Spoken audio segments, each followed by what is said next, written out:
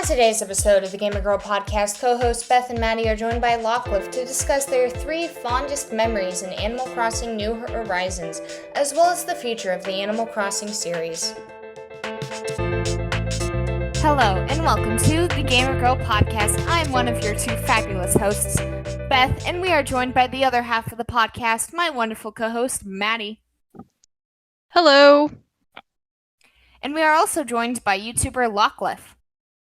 Hey y'all, I'm here. Today we're talking about Animal Crossing, the Triforce Splatfest that's going down, and more. But first, let's break ice with today's icebreaker. So Maddie, why don't you ask us your icebreaker? Okay. So, as with most things, I'm a very behind and last minute person. So I was like, oh my gosh, I need an icebreaker question. So I just Googled. And this was one of the first things that came up. So, as long as it's appropriate, pull out your phone and what is your most used emoji? Hmm. Mm. The most used. Okay. So remind me. It's the top left one, right? Like in your Yeah. Okay. Yeah. So mine is the green heart. Okay. Oh yeah, I guess. Interesting. Are you looking on like your messages or Discord? Because that would probably be different for me now that I you're think about it. I send all the love in text, but let's see what Discord says. Oh no, it's the same. Wait. Oh, if you like click on the little emoji thing. Oh, mine's the same. Oh, it was almost the same. The green heart is like secondary on mine on Discord, and then the cry laughing emoji is the most used in Discord. So I'm laughing a lot in Discord apparently, and sending all the love to friends and family via text message. So does frequently use, I know it's top left, but then does it go left to right or left and down? I think Left in to Discord right. it's left. Yeah, in Discord I think it's left to right. Yeah. Okay. But then I think in iMessage it's top to bottom, which is weird. Okay, because I'm looking at both. Yeah, that Mhm. makes. But okay, that's actually really funny because for me, on iMessage, it's the crying laughing, and then the little like squinty laughing Oh yeah, yeah. is the top down, and then on Discord, top left is crying laughing, and then the one to the right is squinty laughing. That's pretty So- much what mine is too. It's like the green heart and the cry laughing. They're like flipped. It's like first and second, and then flipped on Discord. So yeah, that is wild. And then, yeah, for me, I use the purple heart more. I wonder That's why. like- I would. Yeah. It kind of goes, you know. What about you, Beth?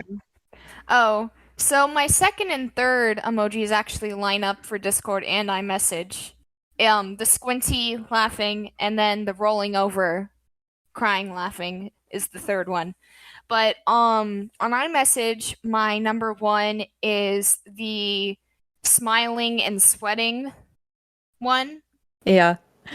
With the mouth open, yeah, smiling and then the little sweat drop. And then apparently on Discord I like a lot of things because my number 1 is the thumbs up. Not So you passive aggressively, right? I was about to ask the same maybe question. sometimes, but That's great. Good for you. Why does it seem like that sometimes? It depends on who like thumbs up stuff, but sometimes if I do thumbs up something like in like family group text messages, it's kind of in that like, that's cool, mom. Yep, that's great. Happy Yeah. for you. Love you.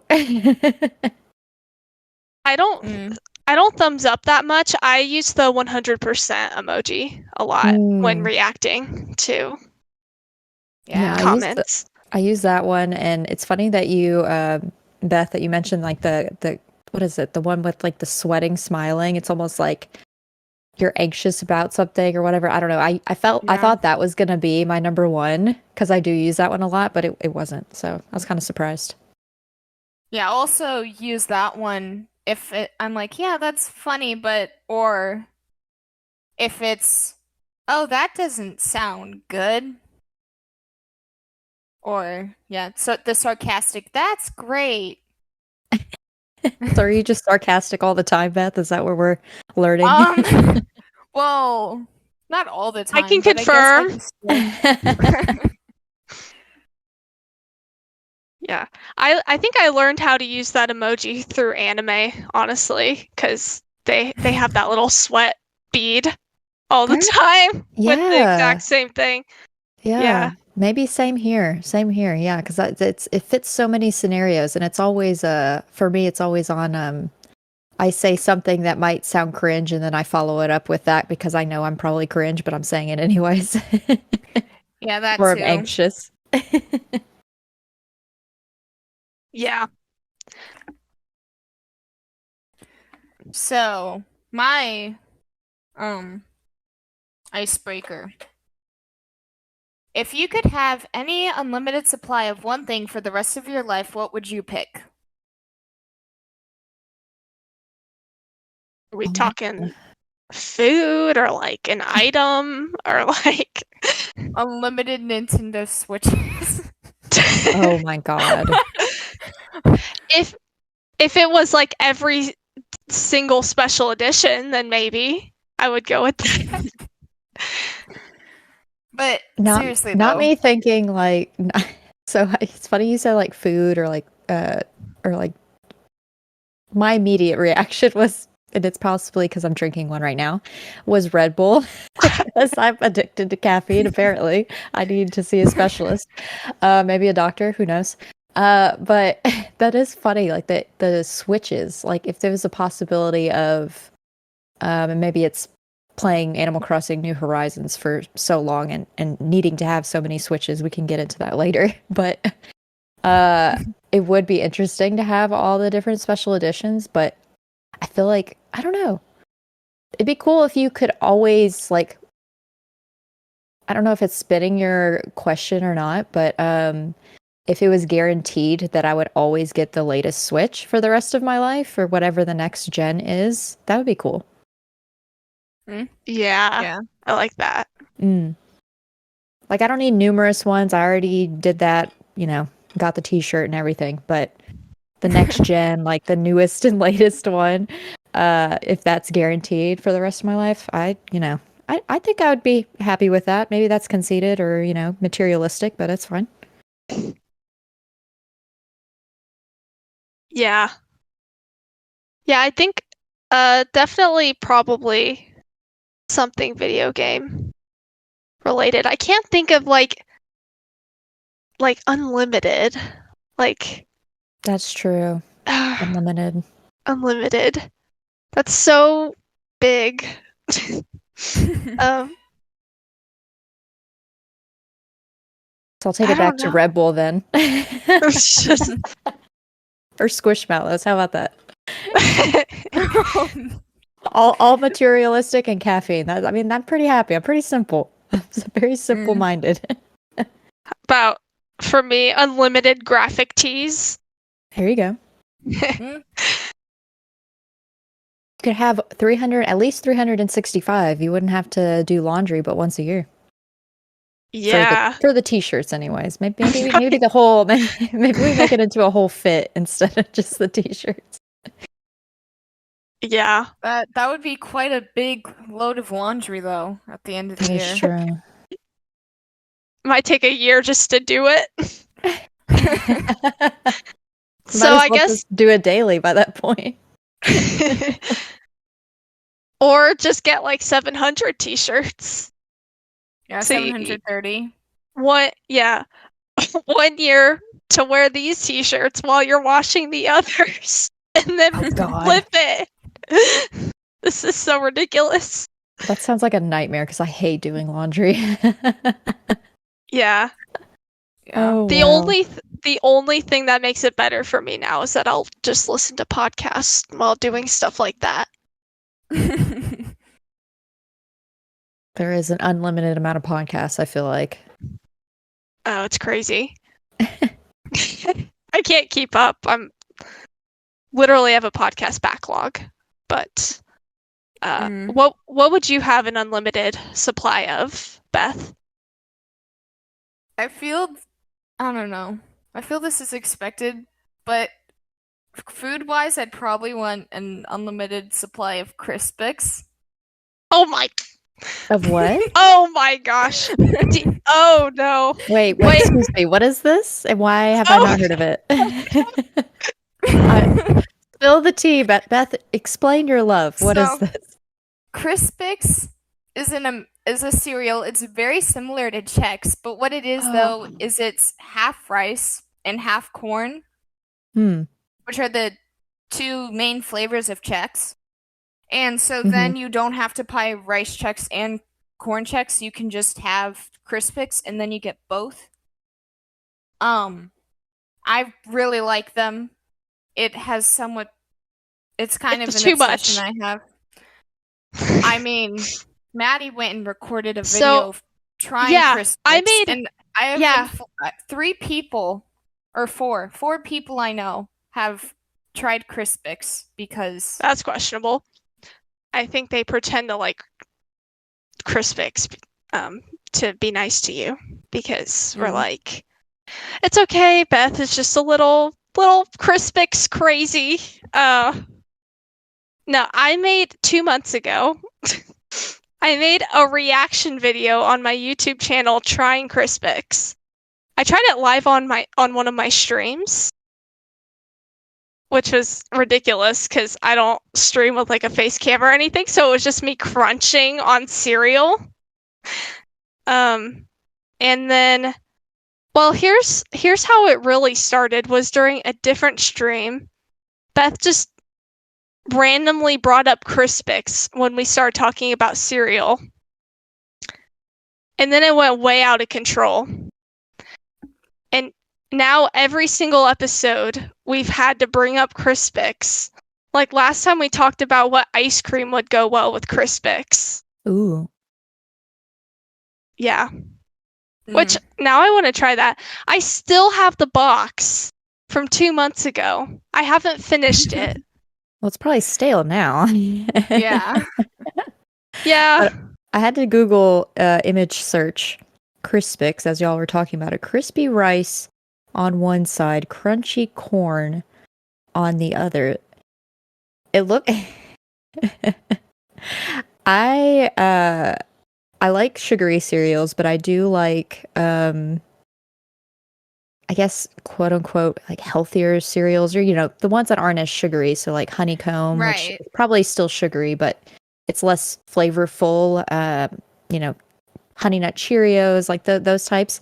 So it gives me those types of vibes, and also I feel like my grandmother would buy this, and that's probably where I may have had it before. Honestly, I feel like I might have had it before at my grandma's house. So I've forgotten about this cereal though. I have heard of it. It looks familiar. The box looks familiar. Probably also helps that there's an ad for a free book through Scholastic on the box of the image that I'm looking at. Maybe it's bringing back some nostalgia. I don't know. I'll have to try it though. It's like the insert meme. We have Chex at home, and it's Crispix. We have McDonald's at home. Yeah. Oh my gosh. I'll have to try it though again. It's been a hot minute. I feel like I've had it before, but maybe it's a fever dream. I don't know. We'll have to see. I'll have to let y'all know. I'll have to buy some. If the store has it. You could buy this anywhere, right? Yeah. Okay. At least I think like Walmart and Target, and okay, well, then I should be able to get it pretty easily then. Yeah. Now, did I need an icebreaker for the show as well? You don't have to. But if you have want to. one, you can ask one. So I feel like, okay, so it's not, I don't know if this is an icebreaker or just like a random question I just now thought of.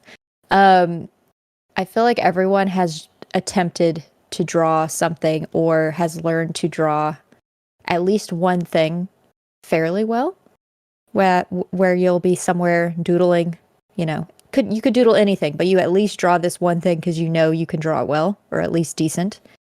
So what would y'all say is that piece for you? What is that little like doodle that you would draw? Like I have my answer, but what would yours be, like Beth or Maddie? Mm. Mm.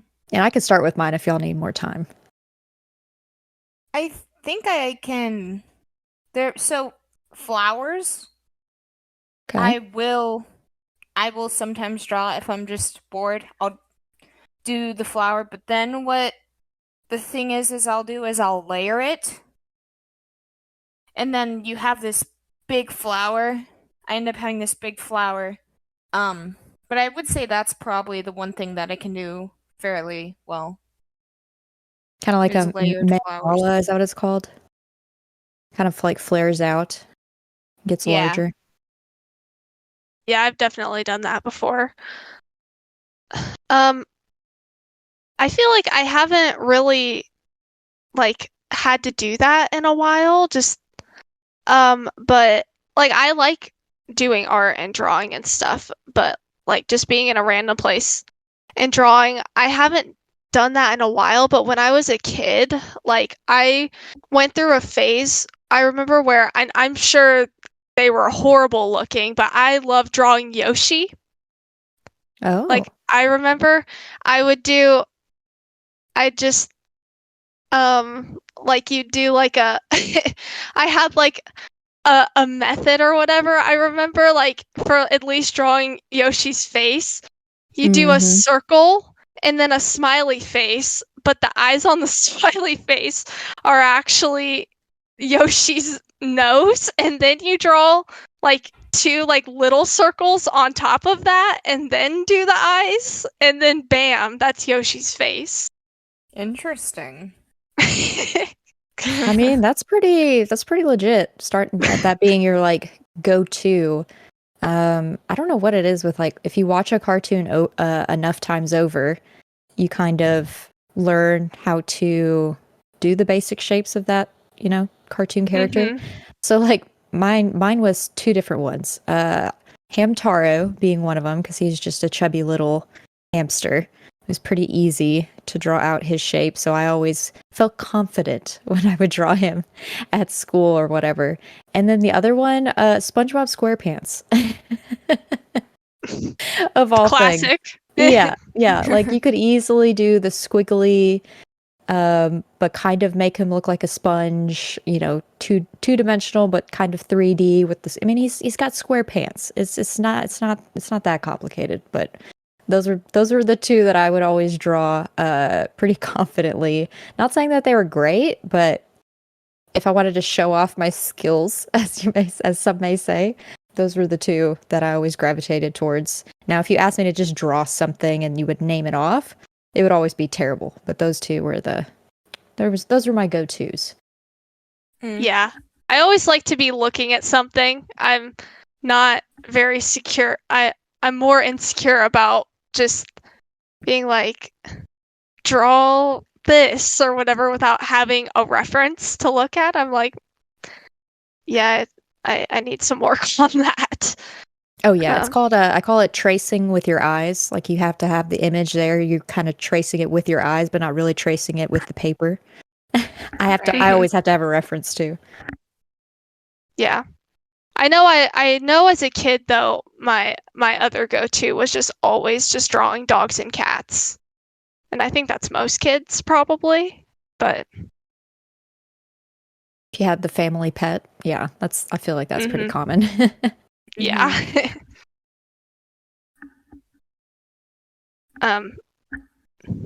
So are next we up, yeah. yeah. Next up, what have you been playing?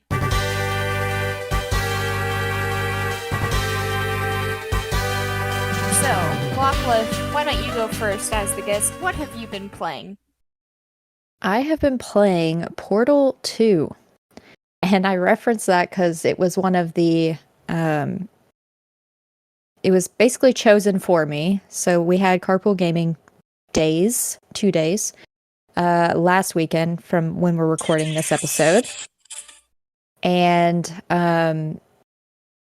during those days, we basically had to provide 16 games that are in our backlog, or maybe we didn't finish. And so I provided a long list, and it went through kind of a tournament bracket style thing where the rest of my co-hosts of Carpool Gaming and those in chat kind of voted between the two, and it kind of you know how a bracket works. It eventually gets to the end, and there's only one final game at the very end of the whole thing. And so Portal 2 won out on that because I had played all the way through Portal 1 on Switch, but I had purchased both of them, and I had never played the second one before. So I've been playing that one, and it's actually, well, I already knew that I was going to enjoy it, but that's been my go-to game besides Animal Crossing. I could talk about Animal Crossing all day, but Portal 2 is the thing that I've been playing in this past week. I'm not quite done with it yet, but it was my committed relationship game is what we're calling them. So it's been fun though. I don't really know much about Portal. I've seen like a trailer or whatever. Is it like creepy? I wouldn't call it creepy because like I cannot handle. I'm a baby when it comes to horror films. Me too. Anything, if there's a dark room in a game that you have to just go in, and there's not necessarily any monsters, but just going into a dark space, not knowing what's going to happen. Like I'm very easily jump scared. So Portal, though, I wouldn't necessarily say is scary. It's actually not scary. It does have some like twists in it. The first one I think would be a good starting off point, obviously, because it's the first game, but it's just like a puzzle game. So you have two portals essentially. You eventually get both of them. At the start of the game, you don't have two, but it's essentially a puzzle game where you have to get to one side of the room to the other side of the room to exit, and the computer that is watching over you is basically testing you. And so you might be, I don't know, 3 stories up from the end of the room, and so you have to figure out how to get down there. And all you have is one portal here that you can put, and then if you can see another space to put the second portal, it's weird. It messes with your mind a bit because once you place both portals, wherever you place the second one is where you will come out after you go through the first one that you put. It's hard to explain. It kind of messes with your mind a bit. Yeah. Gravity takes place in it too. You have to kind of think about gravity as well, and like how to give yourself momentum and stuff. You kind of have a basic knowledge of gravity without really. I'm not very intelligent when it comes to like physics and all that stuff, but I can play Portal. So I think anyone can pick it up, but it is definitely not scary.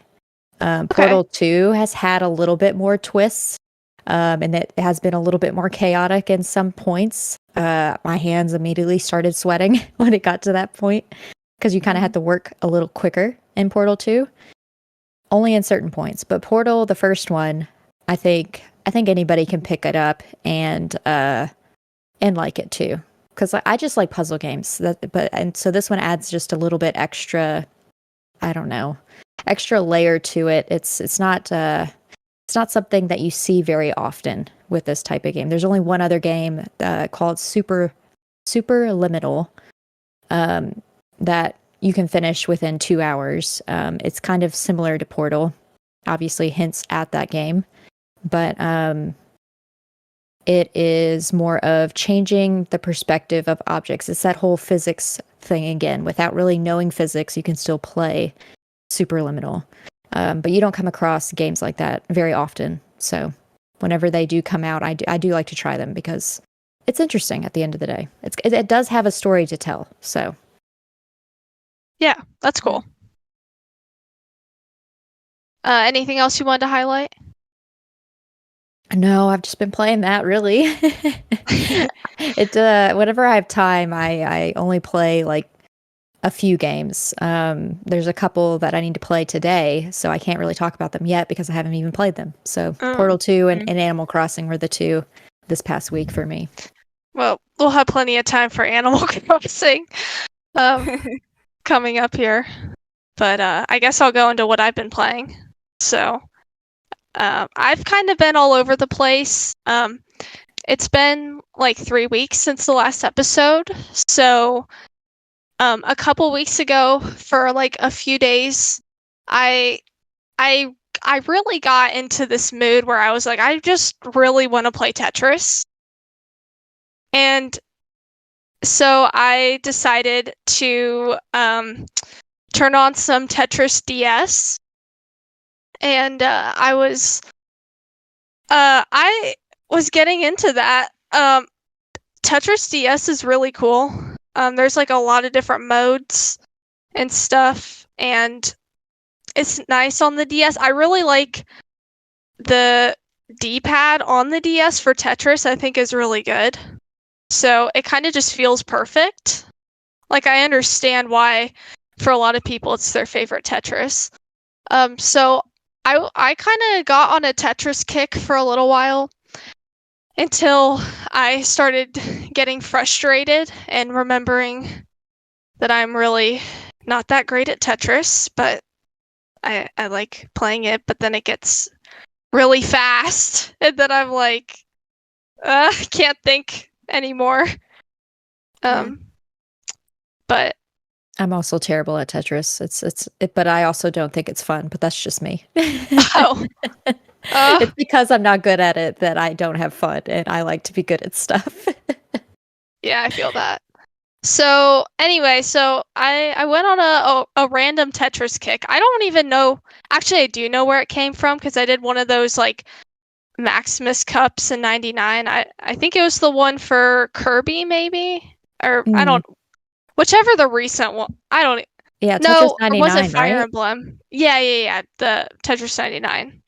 One of the recent wallpaper themes that they did.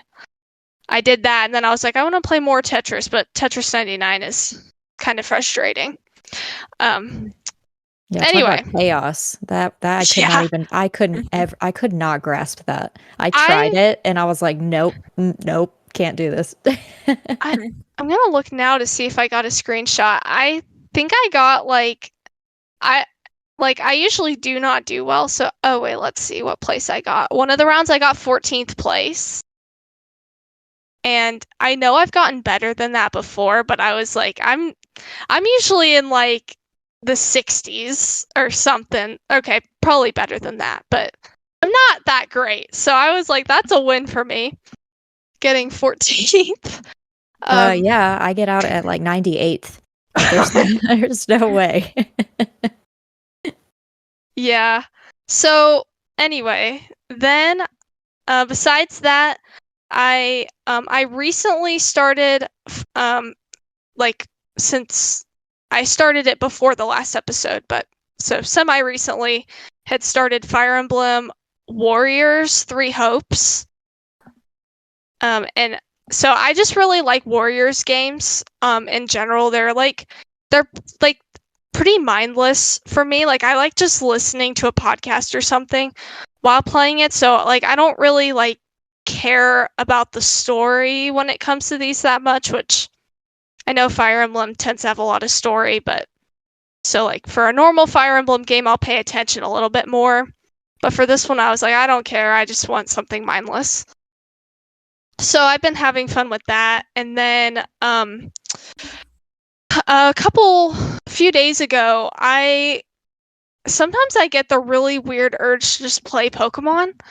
So I decided that I was going to start a Pokemon Emerald Nuzlocke.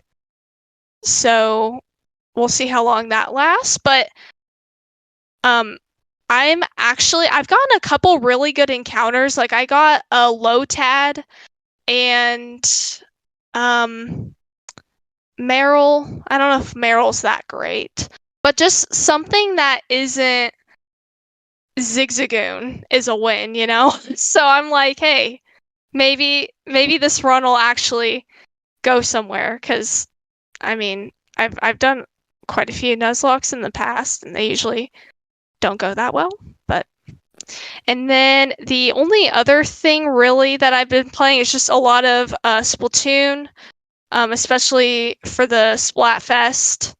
On Friday, I got a couple hours in, and then I played a couple random times here and there the past couple weeks.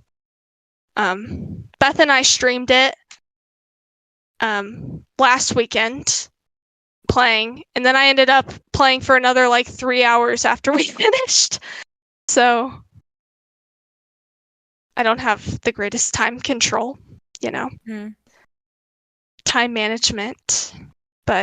And then I keep forgetting to play Cadence of Hyrule. It ends in 9 hours, and I'm like, oh my gosh, I have yet to play it because I keep forgetting.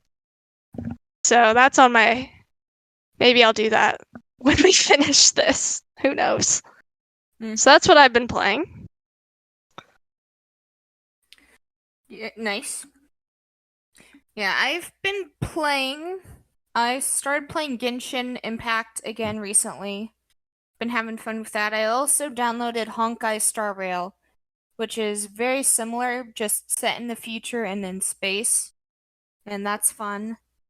On the Switch I've played Mario plus Rabbids. Just picked that up. Ninjala I played a couple rounds of. I did Mario Golf Super Rush. I also played some Mario 3D World, Kirby's Dream Buffet, Ring Fit Adventure, Luigi's Mansion 3, Minecraft.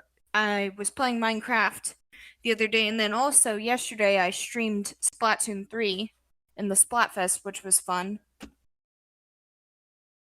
Yeah. Yeah. I watched part of your stream in a random parking lot. That was an experience. I bet it was.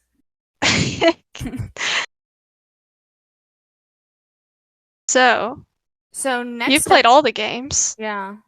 Been playing a lot lately in the past 3 weeks. So, next up is reviews.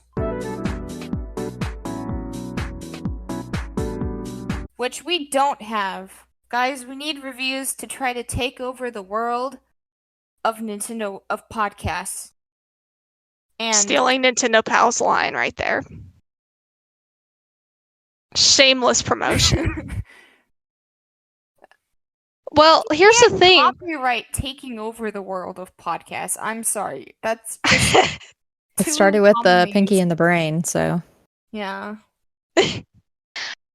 Well, we're recovering from that like essay long review we had a couple episodes ago that took like 10 minutes to read. So it balances out, I guess. But if you want to send us another 5-page long review, please do that. Yes.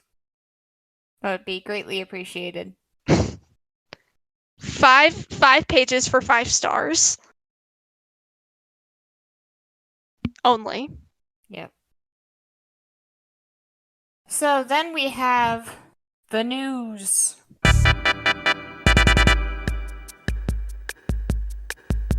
So news-wise, there's a lot going on. We had the Indie World Showcase. Did you watch it? No. Me neither. Still haven't watched it. I mean, I heard about some of the games that came out, but I never really watched it. Have you watched it, Lockleth? I did watch it. I'm trying to think back as to what were standouts to me. I tweeted out about it too, like the day of. So it shouldn't take me that long to pull that up because clearly I slept since then and I forget. Let's see. It was a long time ago. Okay, here it is. Okay. So the standouts for me that were more games that I've heard of or have maybe played the demo of, Minico's Night Market. It comes out in September, late September. I did play the demo of that on Steam, and it's actually really interesting. You can pet all the cats in it, so if you like cats, this might be the game for you. A little to the left is coming out with a DLC where I finished that game back in April, actually. So the DLC for that is coming out. I don't know if it's come out already or if that's also in September. And then Cult of the Lamb came out with a DLC that was free. It was a free update that already came out. I heard there's some bugs and things with that, so I haven't really touched it. I've updated the game, but I haven't touched it because I'm concerned that I might lose my save file because that has happened with Oh. some people.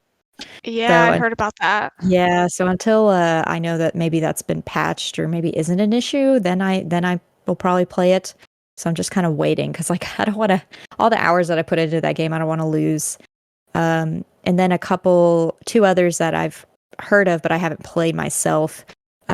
Paper Trail, which is a puzzle game, but to solve the puzzle, it's think of the scenery as paper. So sometimes to increase the road, you have to fold this corner of the paper so that the road is longer, or maybe to get from one side of the paper to the other, you fold it down the middle, where you can make those two roads match.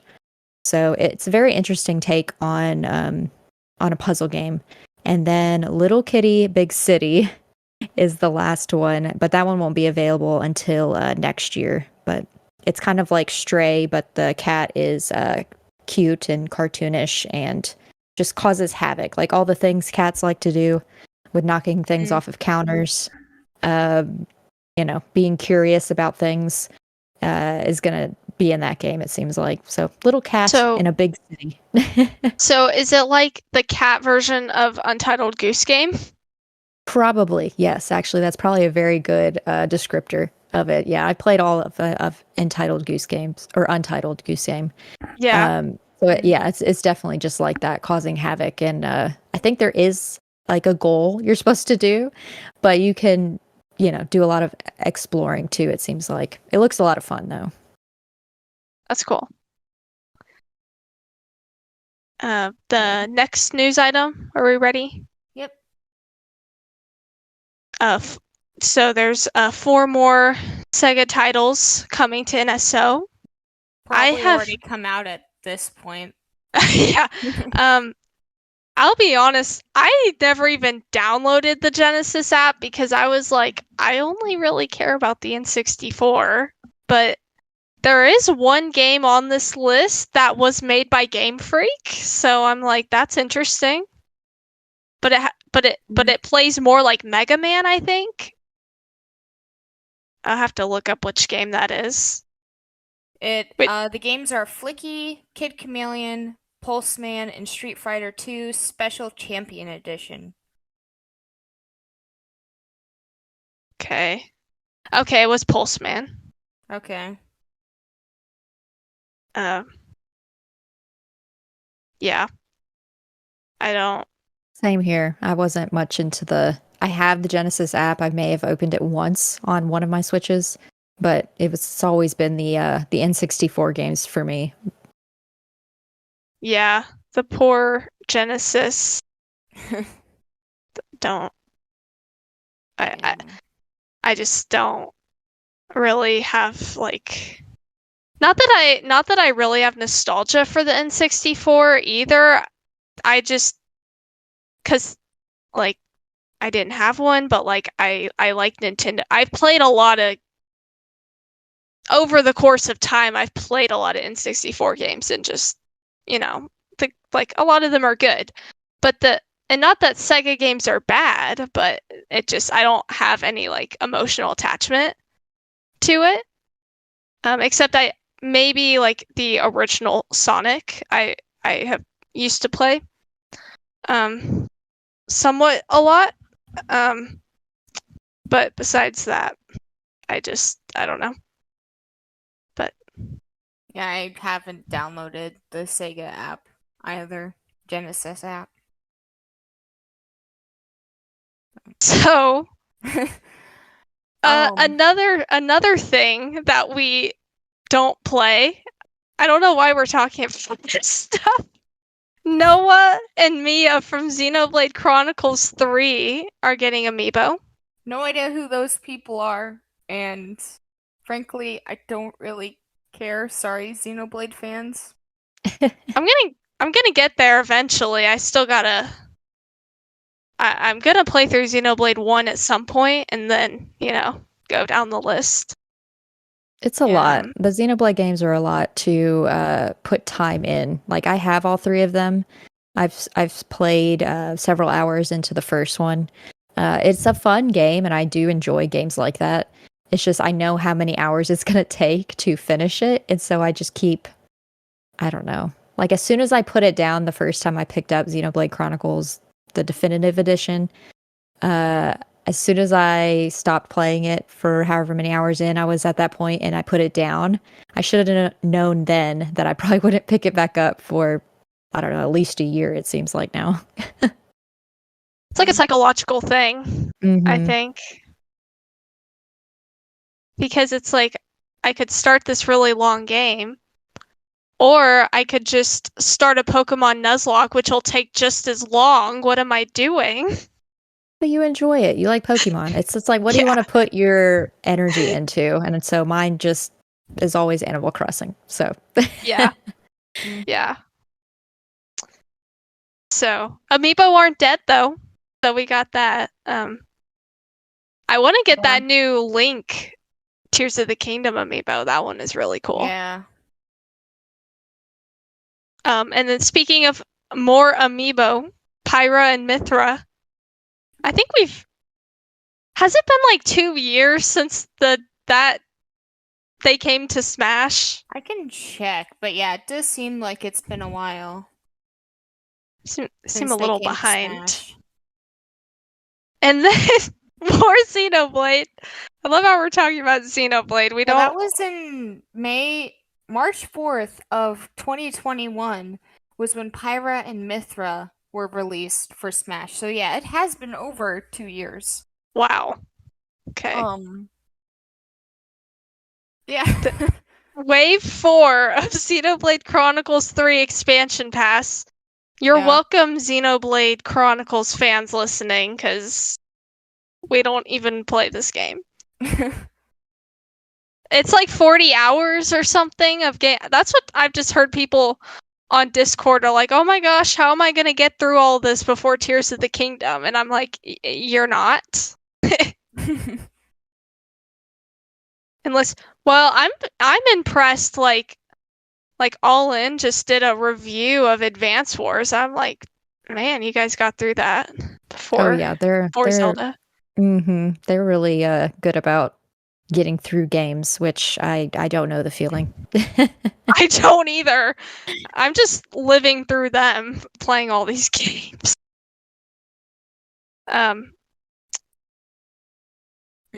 Do you want to take this next one? Oh, Beth? yeah.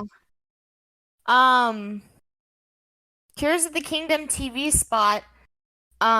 Which one of the big things I saw though was they had an enemy labeled Fire Gleeok, which makes me think there's going to be multiple Gleeok forms potentially.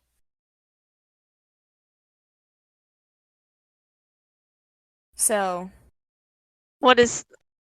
I don't think I even know what that means. oh, well, Gleeok's the four-headed dragon, Oh. Hydra dragon thing. Oh yeah. That thing. And the fact that it's called Fire Gleeok specifically is making me think, is there going to be an Ice Gleeok and an Electricity Gleeok potentially? Hmm. And those were like in the original Zelda, right? Right, yeah. Yeah. Did they have multiple forms then? No. Okay. They did have multiple forms though.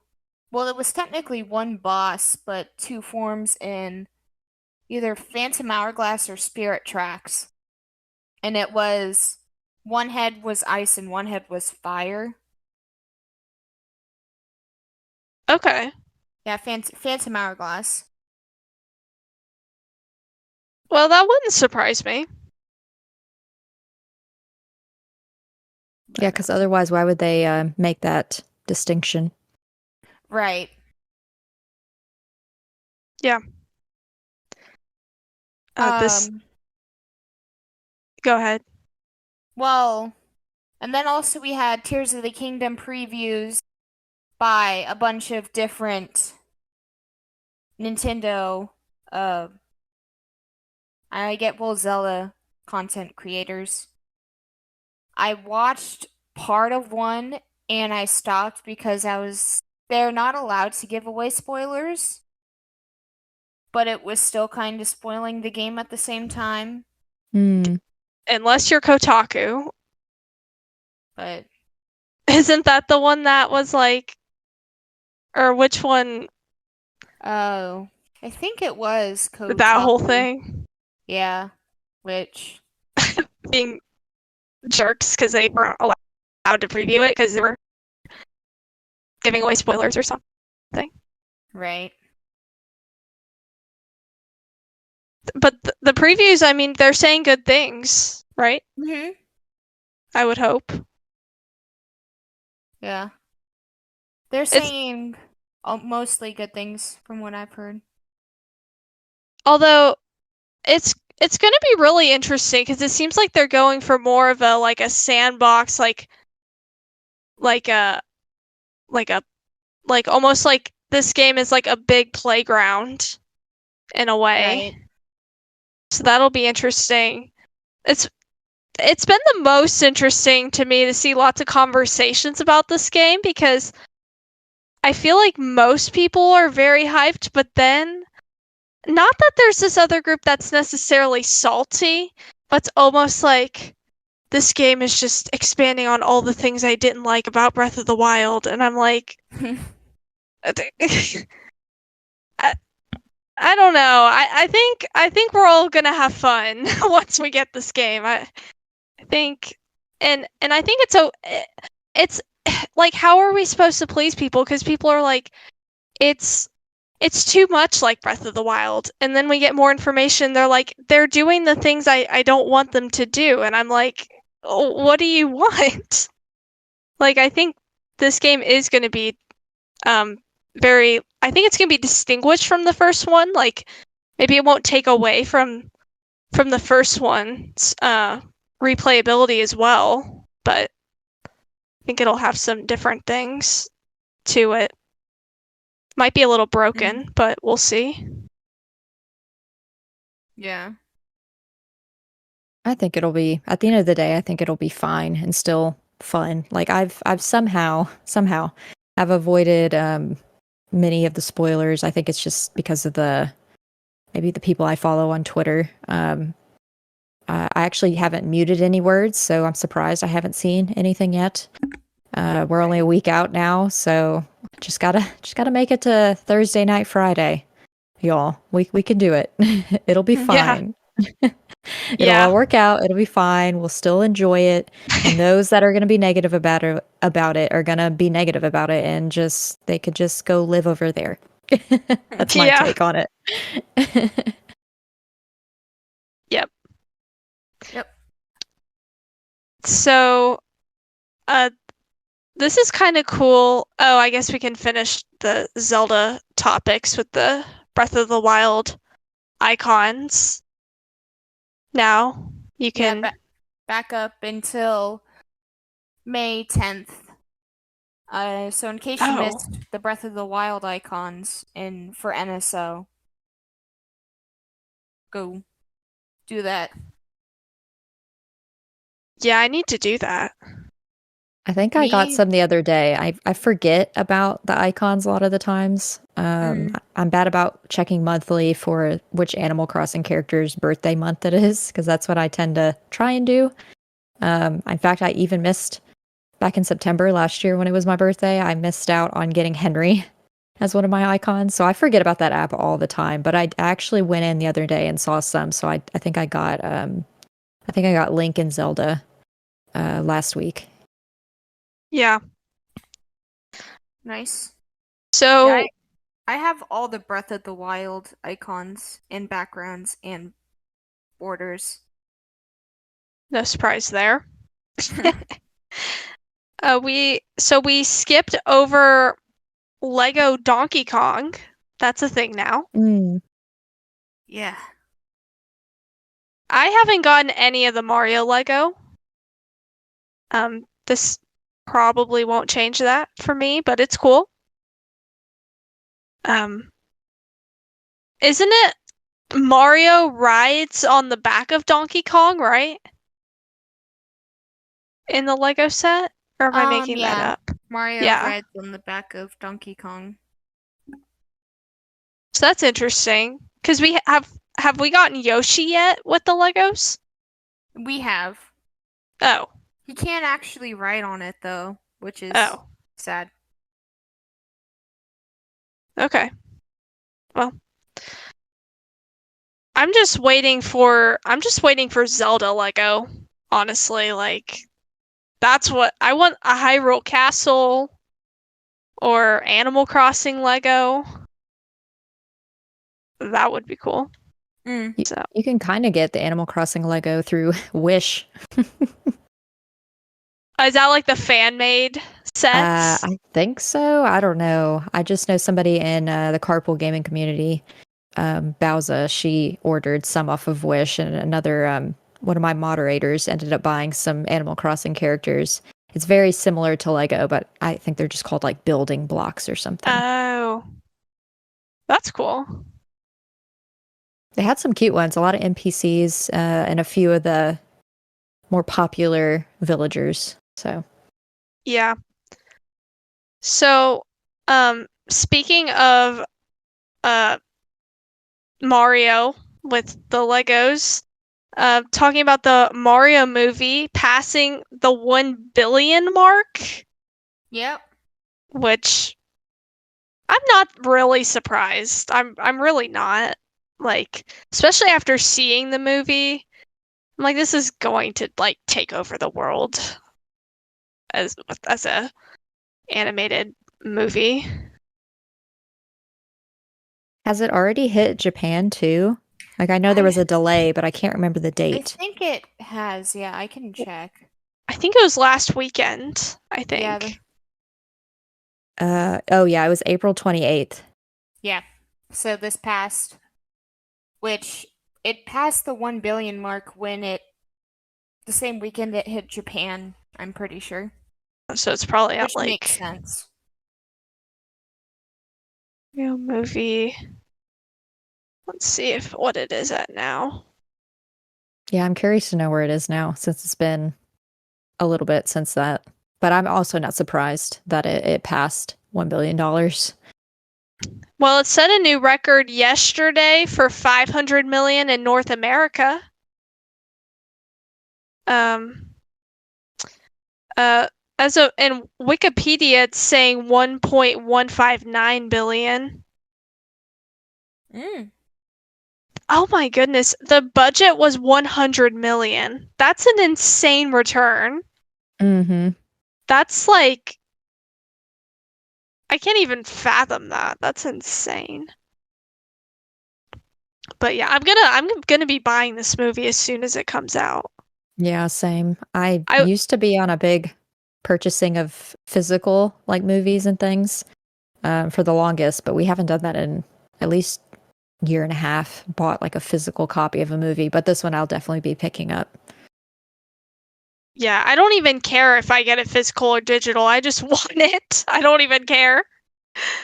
Like, I just want to be able to watch it whenever I want to and just have it. But yeah, that's crazy. I guess we haven't talked about this. Wii Sports inducted into the Video Game Hall of Fame. I think As it should have been rightfully earned. The music yes. alone. Oh yes, should have the put it music in there. alone. I mean, I think it revolutionized video games, gaming as a whole. Like, what does it mean to like play like multiplayer games? I genuinely cannot imagine my life without Wii Sports. So, well, I can. It would just be even more Mario Kart, but you get the point. Yeah. I mean, Wii Sports, I think, was a big reason people bought the Wii. Was because Yeah. oh, we can play sports on a video game system. Whoa, this is amazing. Well, and there was the whole thing of, in Reggie's book about how, they didn't want to do that in the Japanese market because that wasn't the norm to bundle a game with a console. But it was I think it was super necessary with the Wii to have something immediately that people could play Right. with friends and family. So, and I don't. It would be interesting how many people would have actually played Wii Sports if you had to buy it. It was almost a tech demo, I think. The Wii Sports. Yeah, I don't know, but that sounds right. Yeah, which As we're counting down to this Friday and Tears of the Kingdom coming out, we got Triforce Live Countdown Thursday night starting at, I want to get the time right, starting at 9:45 p.m. Eastern Time or 6:45 p.m. Pacific Time. Their Treehouse Live is doing a live stream, and it's going to be a countdown to the midnight launch at Nintendo New York City. So, if you want to tune into that. is that gonna be Thursday night? Yeah, Thursday night, starting at 9:45 p.m. Eastern Time until the midnight release at New York City Nintendo. It's kind of funny that they're doing that. I mean, it's cool. But it's kind of funny because there's already going to be like so many people streaming this game that like bought it off the Australian shop. Right. And whatever, it's going to be like, well, the game's kind of already out, guys. Yeah. But imagine going to the New York Nintendo store for the launch. That would be cool. That'd be amazing. Also, in anticipation for it, as of recording this, today is the last day for the Splatfest. We don't know who won because it's still going on. If the podcast somehow goes for 3 hours until the results are announced, we'll be sure to share that. But go Team Wisdom. Power was up in the halftime. What the heck? It's better than Big Man being in the lead. No, it's not. I'm so unreasonably upset by this. Okay? Power, it's like white chocolate all over again. And I'm not okay with it. If Power wins, I'm going to riot because it's Ganon. But have you seen Ganondorf in the latest Zelda? Yeah, he's been rehydrated. Why would you be against that?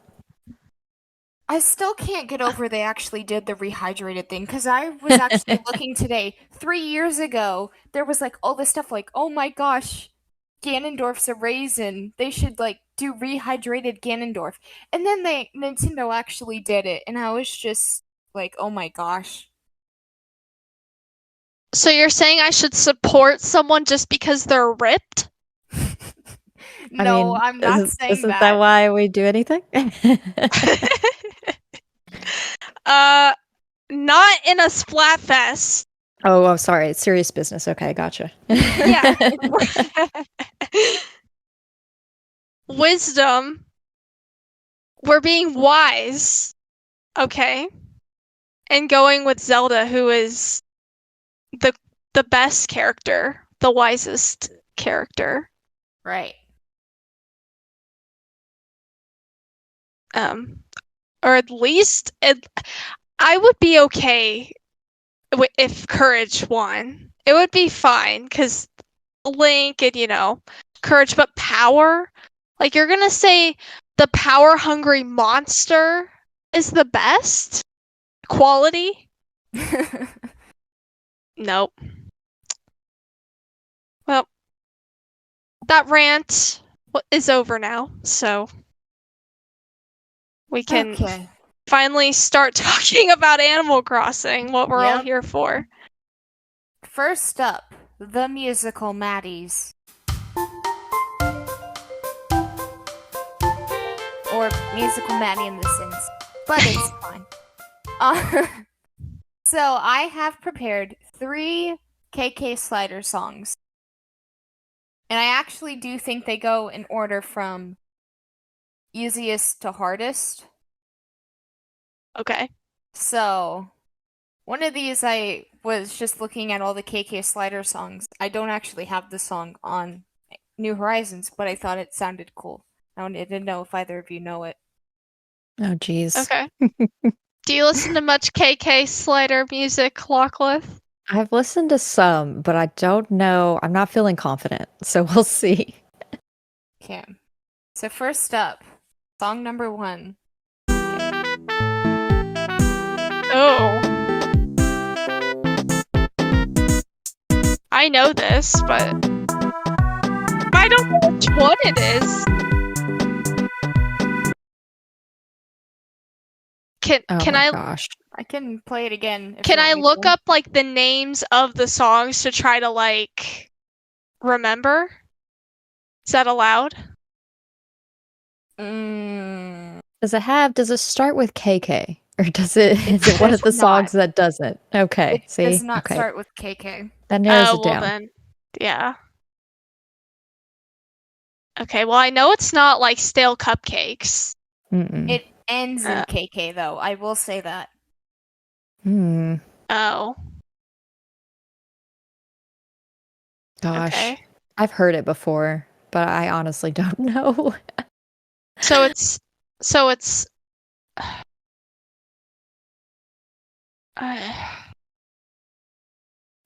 yeah. I guess Oh, no, it doesn't sound like yeah, I don't know. Pass. It is Agent KK. Oh my gosh. I was gonna that's what I almost said, and I was like, no, it's not that. You It guys does sound get 3 sound guesses. agent-like. And that's your isn't that your favorite one? One of my favorites, yeah. Oh my gosh. Okay. Next up, song number 2.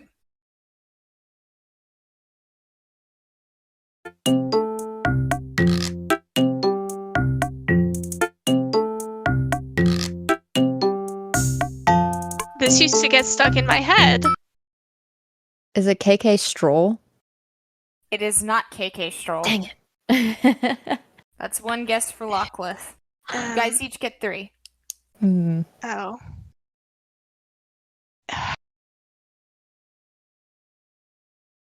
KK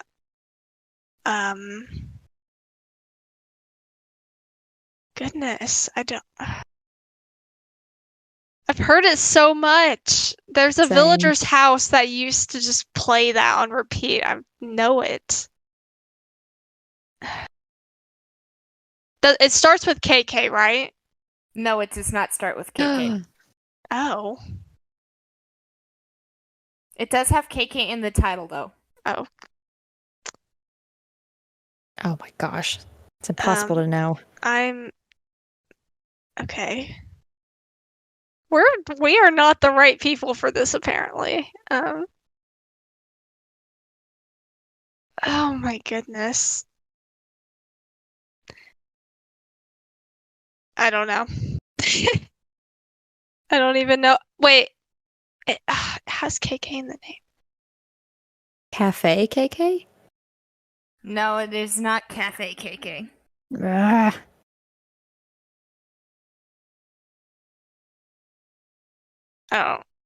I don't know. Yeah, I give up. I don't know. Islands KK. Oh my god. Oh. Dang it. That's a hidden one, right? Or at least like it. I don't think it's hidden. Or no, I think it's in like New Horizons. In New Leaf, you have to specifically ask that one. I'm pretty sure. I'm pretty sure. This is embarrassing because I used to in New Leaf, I was all over this. Like I went to Club KK like every Friday night or whatever it was, and like got all of them. But I guess I didn't know them that well. Okay, the last one. This one, I was just listening through the KK songs to try to get an idea of which ones I wanted to do. This one, I just thought it sounded cool and was curious if you guys knew it or not. But, so I would not get this if I was guessing, so if you don't get this, it's okay. We're doomed. Okay.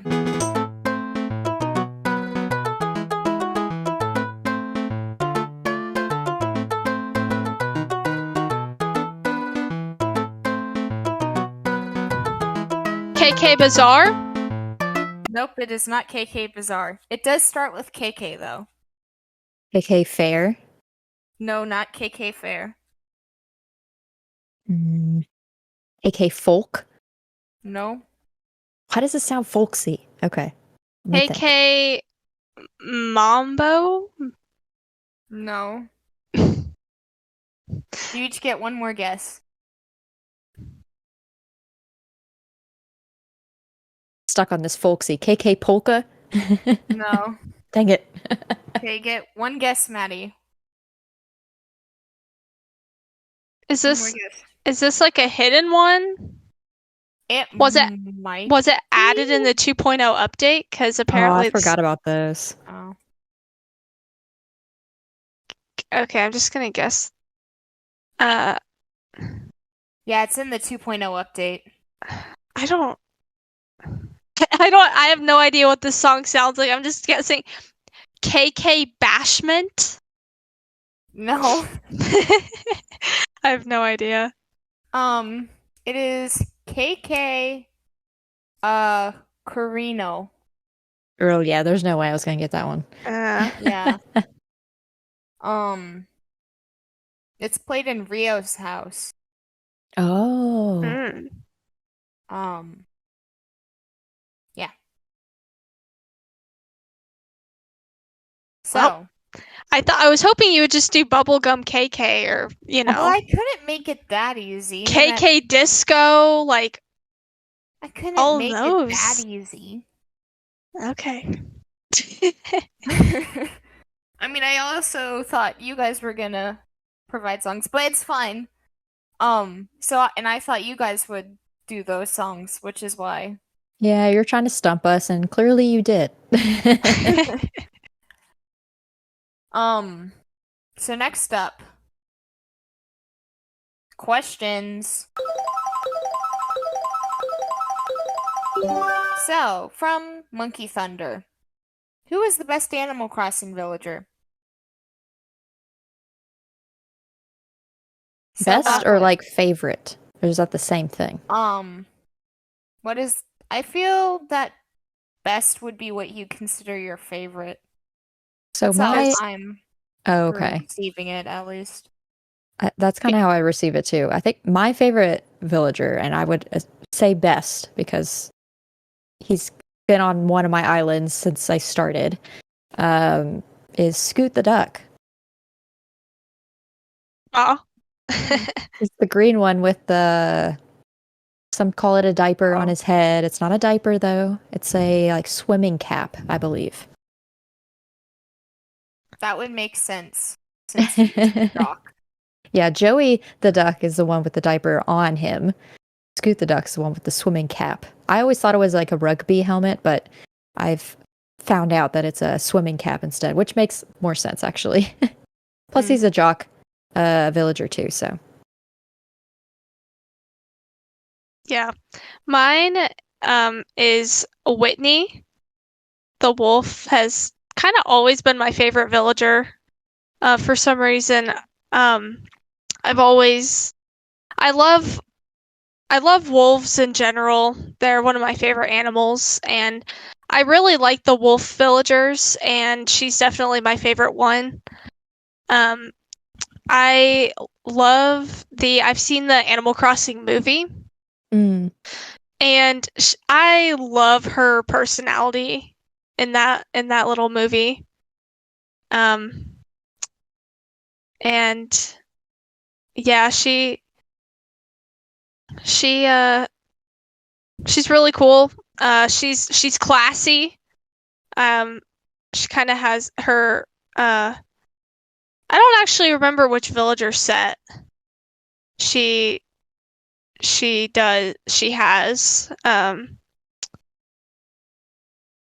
But like in I remember in New Leaf, like she just like coincidentally moved in, like not from anyone's town I knew or whatever. And it made me so sad, but to keep her, I had to just like talk to her like as little as possible, because the more attached they get to you, the more likely that they're going to just randomly move away, because that's the weird way that game worked. So I just have to hang out at a distance. Be like, I got my villager I want, but I only talk to you sometimes.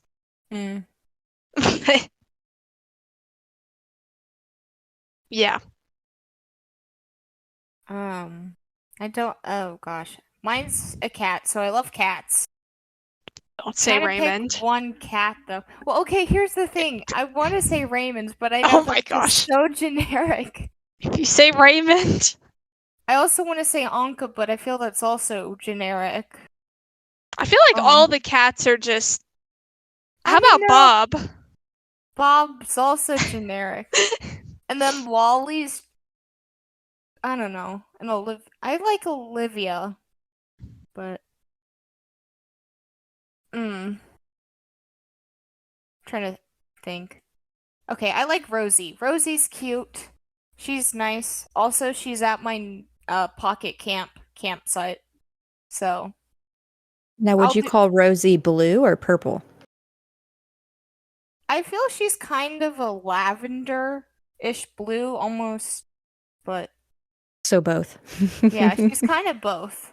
Why is that some heavily debated topic? Is Rosie blue or purple? It has been in the AC She's community. GameCube. How about she's GameCube? Oh, there you go. That's Yeah. its own color now, I guess. That's true. That is very comparable. Because is GameCube blue or purple? Granted, I would say the GameCube is more purple and Rosie looks okay. The GameCube on its own looks more purple, I think, unless it's around certain colors that make it look more blue. But Rosie, because of her little hair that's like a darker purple, her general color looks bluer, I think. But it's still purple. Right. Okay. I guess.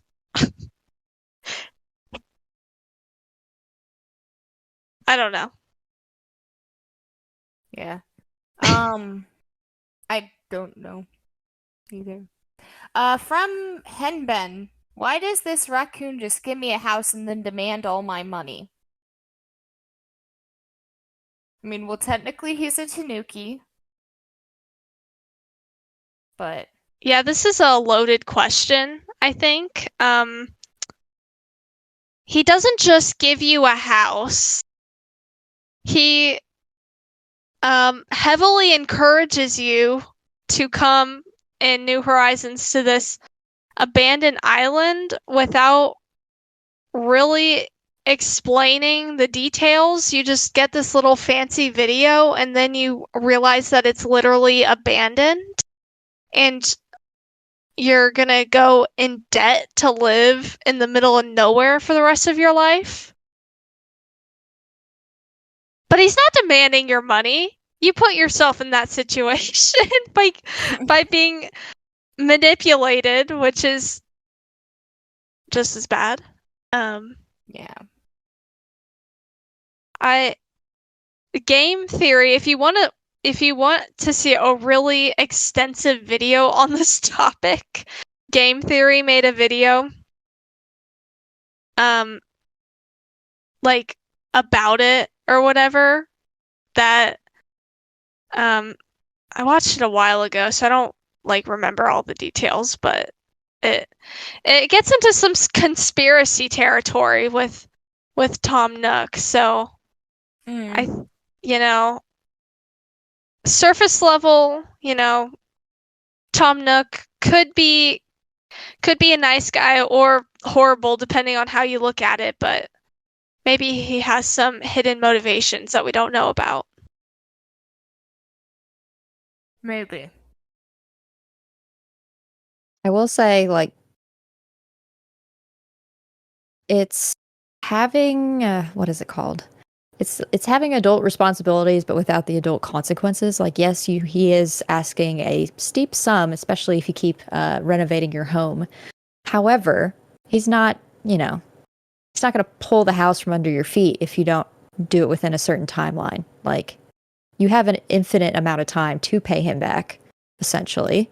Like, not trying to put him in like a positive light here, but the whole like debating all my money thing, like, yes, he that's just his thing. He likes bells. That's why Isabel works for him.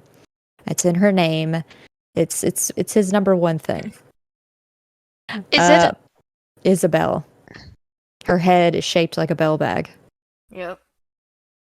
Oh my gosh. I remember semi-recently seeing that meme. Mm-hmm. And now I feel really dumb. Like my whole life has been a lie. Spiraling into badness now. Yeah. So, but here's the thing, is it a pyramid scheme? Like how does Tom Nook like afford to build these houses if you're not paying him off? Is it because of how does he do it? How does he buy abandoned islands? I don't know. Yeah, same. I don't know. He's got an accountant. He talks about his accountant sometimes. So maybe his accountant knows some things and has him investing in some wise decisions. Maybe Bitcoin. Maybe he was an early adopter. Who knows? In 2001. Yeah. He was the first one. Yeah. Maybe he's a time traveler who got the stocks, knew what stocks to get, so was then able to get the right stocks. Yeah. Yeah, he has a deal with Rossetti.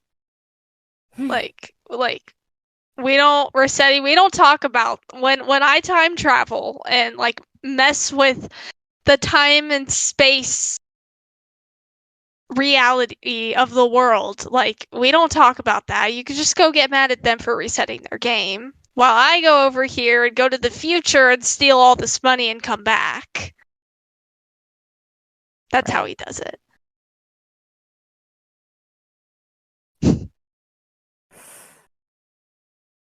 Next question. Yes. Do you want to do this one, Maddie? Sure. Yeah. So from Zomber Cannon. Oh, speaking of Rossetti, when was the first time you encountered Mr. Rossetti? So I guess we can answer that one first. I guess for me, because my first Animal Crossing game was Animal Crossing New Leaf, so that's the first time I encountered him. In fact, I started New Leaf again this year, and accidentally forgot to save. Like, it was completely on accident. And the next time I played, he came out in this new save that I'm doing, and I was like, oh yeah, that's a thing that happens in these past games that New Horizons just doesn't have. But it never scarred me. I was always a go-to saver. Plus, I was an adult when I first encountered him, so I wasn't I wasn't traumatized by his negative attitude. Yeah. So yeah, he's definitely well, it's funny because you get used to like the auto saves. Like even just the past couple days ago when I started the Nuzlocke, I was like, oh my gosh, it's been an hour and a half and I haven't saved the game because I was just I'm used to newer games just auto-saving, and I was like, oh my gosh, this is not good. Especially with older games, because, stuff can happen. The thing can freeze. It's scary. Uh, but, so, yeah, and New Leaf, I feel like, was a little lame when it came to Mr. Rossetti. New Leaf was the first game I played too, but then I went back and played the other ones when I became an Animal Crossing fanatic. And so but my most like dramatic experience with Mr. Rossetti was when I really wanted to try the original Animal Crossing, and I didn't have a way to play it besides emulated. And so I got it emulated on my laptop at the time. That was it wasn't that old, but it wasn't meant for designed for more than just typing documents. It was not made to emulate games like at all. So it was just lagging like a storm trying to emulate Animal Crossing and stuff. But I really wanted to play it. So, and it was my only option at the time. This was years ago. And so it would just crash like all the time. So I got to see Rossetti in the GameCube version so much. Like, and his feels, his anger, it just keeps going up and up. And it gets to a point where you're like pressing A for like 5 minutes trying to get it over with. And then if you reset enough, his brother comes too, I'm pretty sure. I don't know if I ever got to that point, but I remember like Googling and looking at like YouTube videos, like what happens if you reset like 1,000 times or something. But eventually Rossetti's brother comes too. Mm-hmm. Yeah. It's just, so yeah, eventually I had to stop because it was like, it wasn't really worth playing the game because it wasn't really working, but it was fun for a bit.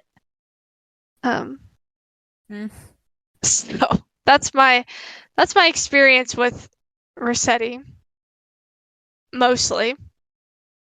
Because in all the other ones, I never had a reason to like reset the game. Like maybe I accidentally did like once because my DS died or something, but not really.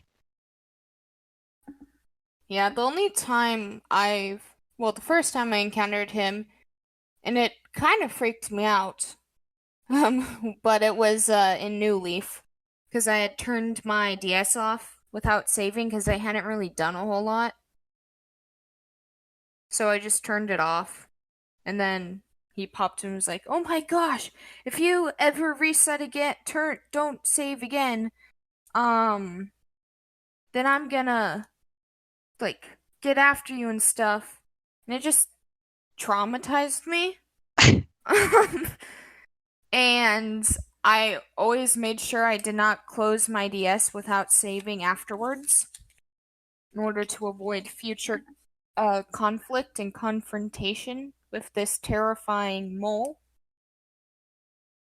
Well, you know what really scared me was the first time I played City Folk. No matter what, on like the second day you play the game, Rossetti will like pop up to say like to talk to you and warn you of if you ever dare reset your game that he will come back. But I remember just getting like an adrenaline rush, like, oh my gosh, what is Rossetti doing here? Like, I haven't done anything, I promise. So, so yeah, be warned if you ever start a save in City Folk, you will meet Rossetti pretty soon. Yeah.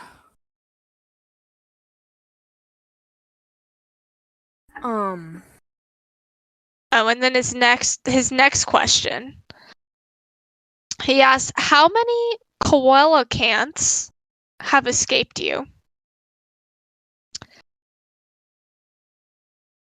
So, I'll be honest. In New Horizons, I didn't really concern myself too much with. I mean, maybe I did a little bit at the beginning when I had nothing better to do, but I didn't really concern myself too much with like trying to complete catching all the bugs and all the fish because I spent so much time doing that in New Leaf because I played New Leaf to death that I was like with New Horizons I really just focused on a lot of the decorating aspect and not too much that because like even though it had been a couple years at that point, I still kind of had fatigue.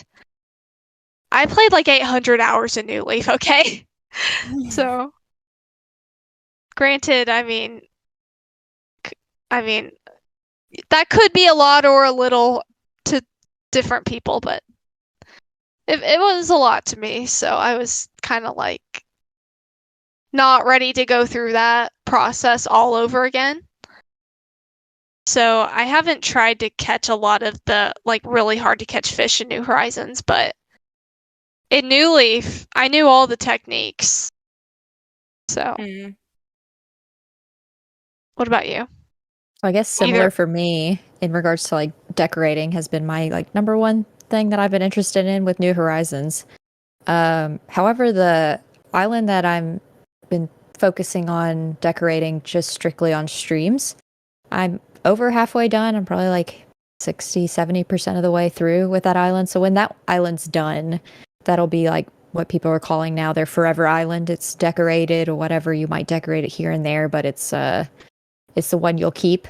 You might reset all the other ones, but this one will be the one that you keep forever. And those with numerous switches, it's a privilege. I know, I understand. Not everyone has several switches like I do, but that one will be my forever island. So once it gets to that point, I think I will want to finish the museum. So I think I'll have that pain of trying to get all the fish and stuff because I have caught coelacanths before on New Horizons and on New Leaf, I believe too. I think because when I first got New Leaf, I did all the things, the fishing and the catching of bugs, and whatever I didn't donated, I just sold for bells because I didn't really play it in a community like I do now. So Yeah. that's kind of the only way I could get money in that game. So I've caught them in both, but I don't know how many have escaped me. I haven't like been on the lookout for them, so I haven't had that deep rooted pain. But I do know it's Yeah. difficult to get that one. Yeah. In New Leaf, I used to take my DS everywhere with me. And I remember being in like the loudest restaurant ever. Okay? And I pulled out New Leaf because that's what I did for some reason. And I was like it wasn't the coelacanth, but it was one of the sharks like that was like the hardest one to catch like on the island. And I remember I remember like turning up the volume, putting it to my ear and like closing my eyes and just like waiting for the vibration. Like I definitely looked ridiculous, but I was determined. So I just have that memory of like I literally just could have waited. I could have literally waited to do it anywhere else. But I had to do it in the loudest place. Because you have to like you want to hear the fish bite. Um so yeah, that's a silly memory that I have. I don't know if any coelacanths have escaped me, but because Have I've you caught never one? really fished. Oh, you I think haven't I fished. did catch one, but I don't know. I haven't played Animal Crossing in a while. Yeah. Well, I'm going to talk about it more when we talk about our memories, but I had a much better way of making money in New Horizons. In New Leaf, I spent a lot of time fishing to make money, until I learned how much the bugs were, like the evening time ones on the island, and then I just went to Right. town on that, because some of those beetles were like 10 or 15,000 a piece or something like that. Right. So, okay. Do you want me to read the next question? Sure. Okay. Now I have to find it. I have to. Okay. From Solo Something. Having spent 800 hours plus on the game myself, what was your favorite festival/event in New Horizons?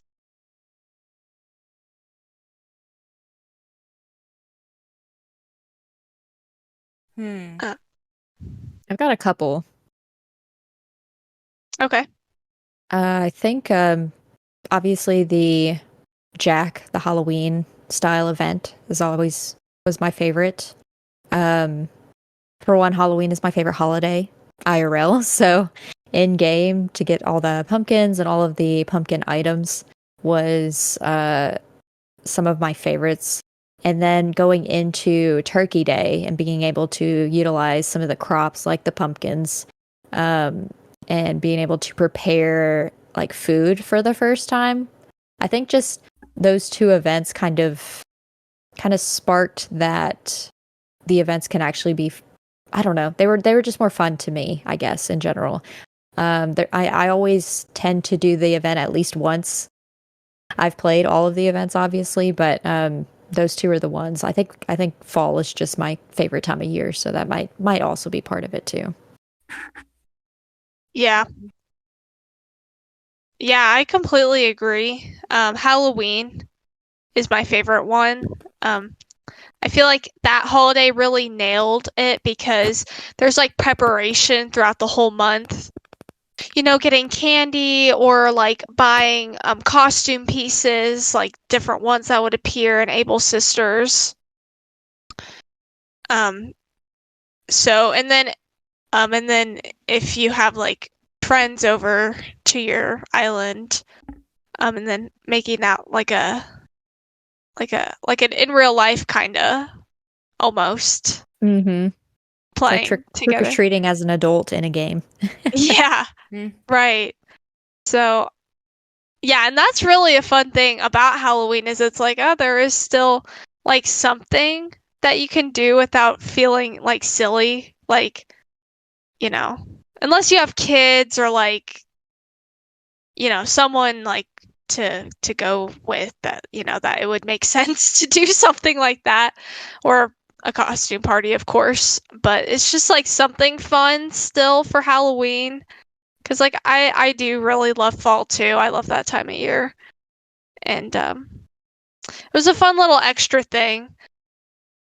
Right. I remember when I was younger, with New Leaf, I would purposely do the Halloween, like I would move my clock to do the Halloween in New Leaf the day before actual Halloween. Mm. So it was like 2 Halloweens in a row, digital and then real life. Um, yeah. And then Thanksgiving, that one's really fun because like getting like the materials, to like actually like make the dishes. Like that was really cool. Um, I never really got into Christmas just because like that time of year in general, I usually wouldn't play as much just because of how busy life was in general. So I was like, I don't have time to commit to a Animal Crossing pretend holiday, like especially on Christmas Day. I Yeah. didn't really prioritize that. But what about you, Beth? I'd probably say Halloween. as well. That was just really fun.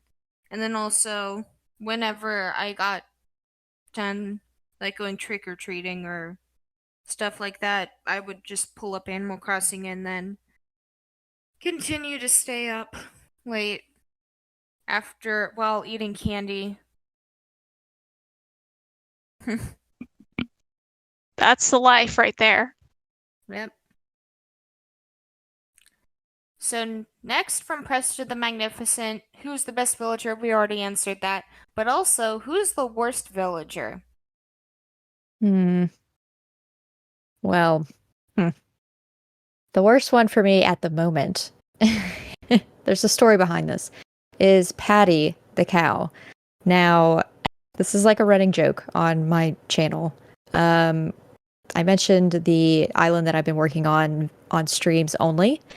And so essentially all the villagers I need for that island, the Dreamies, they're all in the blue colorway. They're all blue villagers, except for one, Lucha, who's a red cardinal-like luchador bird. So I went on a villager hunt. It took me 100 Nook Mile tickets. 100. Just y'all know how the airport works. The dialogue, how No. long that process is. I wish we can go island to island, but we do not have that right now. So if you understand a villager hunt and the pain that goes with it, you know 100 Nook Mile tickets is quite a bit.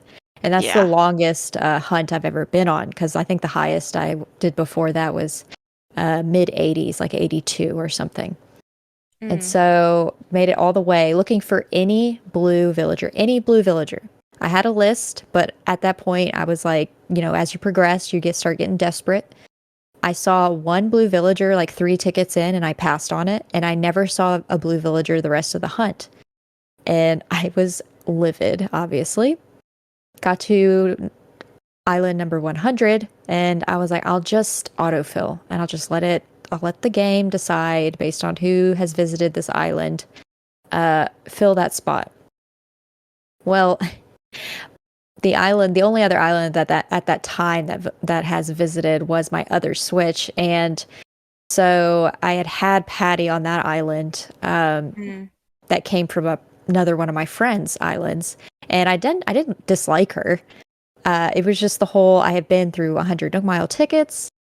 I was exhausted, almost 3+ hours into this hunt. Let it autofill, and it ends up being a villager I've had on a previous island that came from one of my friends, and she walks around in cowgirl outfits because that was the theme of the island she came from originally. And, she clashes. She's just there, and she will never leave. Like, I've had many come and go already on the island, and she won't leave. So I'm just gonna stick with the lore of Patty being the most hated at this point on this island, and I'm just gonna, that's my story.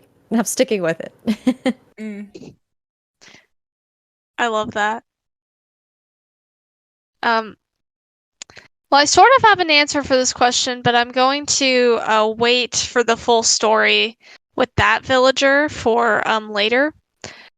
But my surface level answer, because that other villager, I feel like I like that villager because of everything that's happened now, which it's a whole thing we'll get into.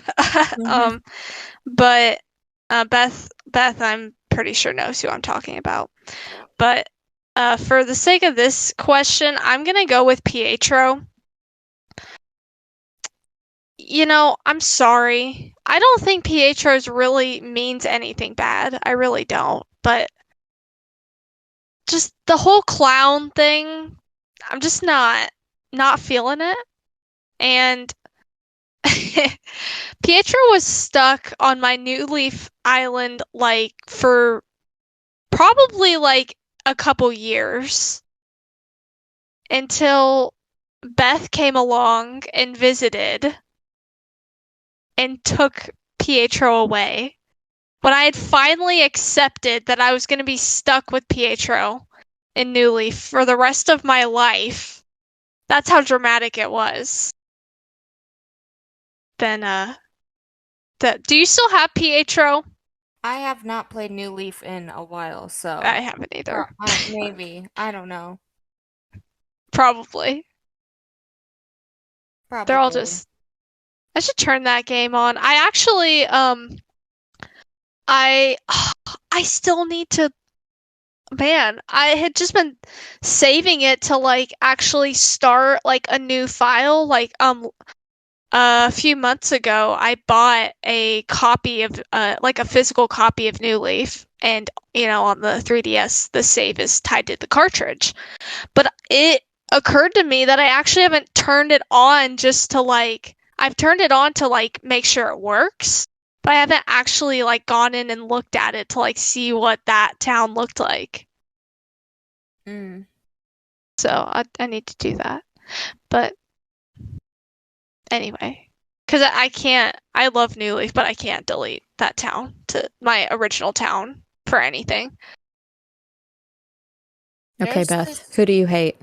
uh um so first I don't like any of the villagers that have facial hair Oh, because it yeah. just looks very wrong.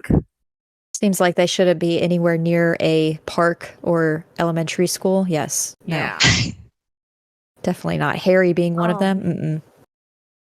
I think the one villager though that I just don't like because she was stuck on my Leaf Island and just would not leave, refused to leave, and that would be Gigi. Mm. Like also the hair, it just doesn't look right in my opinion.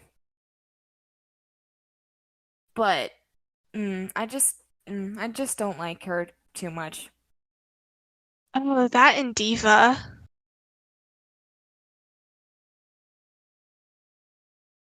Do you know who I'm talking about?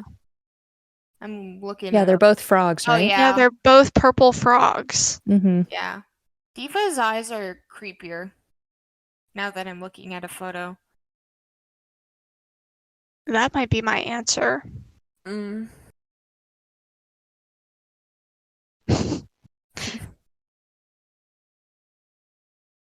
So, So, time for the gamer girl topic.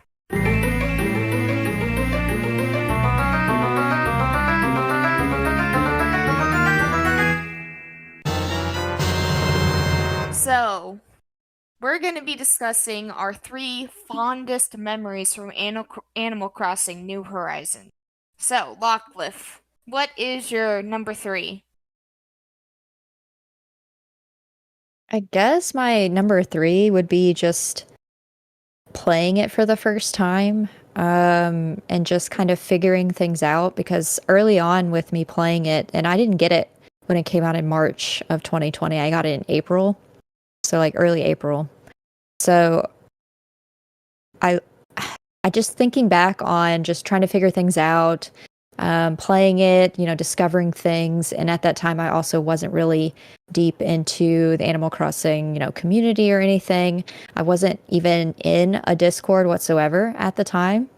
So I was kind of on, not to think of a different word, I was on an island of all of my own in game and IRL. So I guess that would be the fondest memory because it's special because it was new.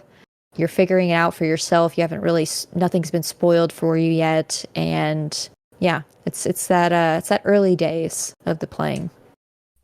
Right. yeah. Maddie, what's your number three? So, yeah, that the beginning time actually wasn't on my top three just because of, I don't know, I've spent so much time in Animal Crossing. It was kind of hard. So that'd probably be more like an honorable mention, I guess.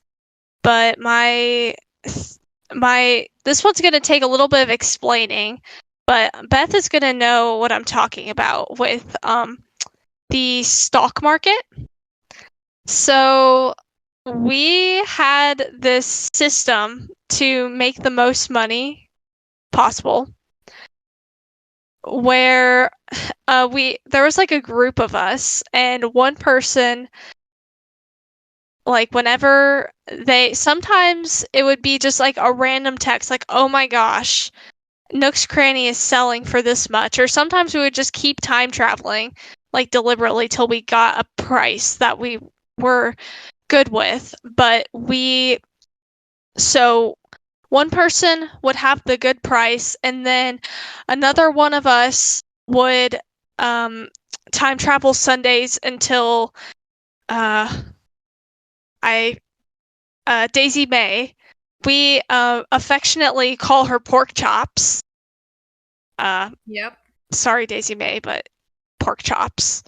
Because the gosh dang pork chops we could never find on the island doing all this time traveling. I'd have to, like, search for like 5 minutes just to find her. So I'm still a little salty about that. But then it'd just be back and forth. It'd just be lots of loading screens between buying the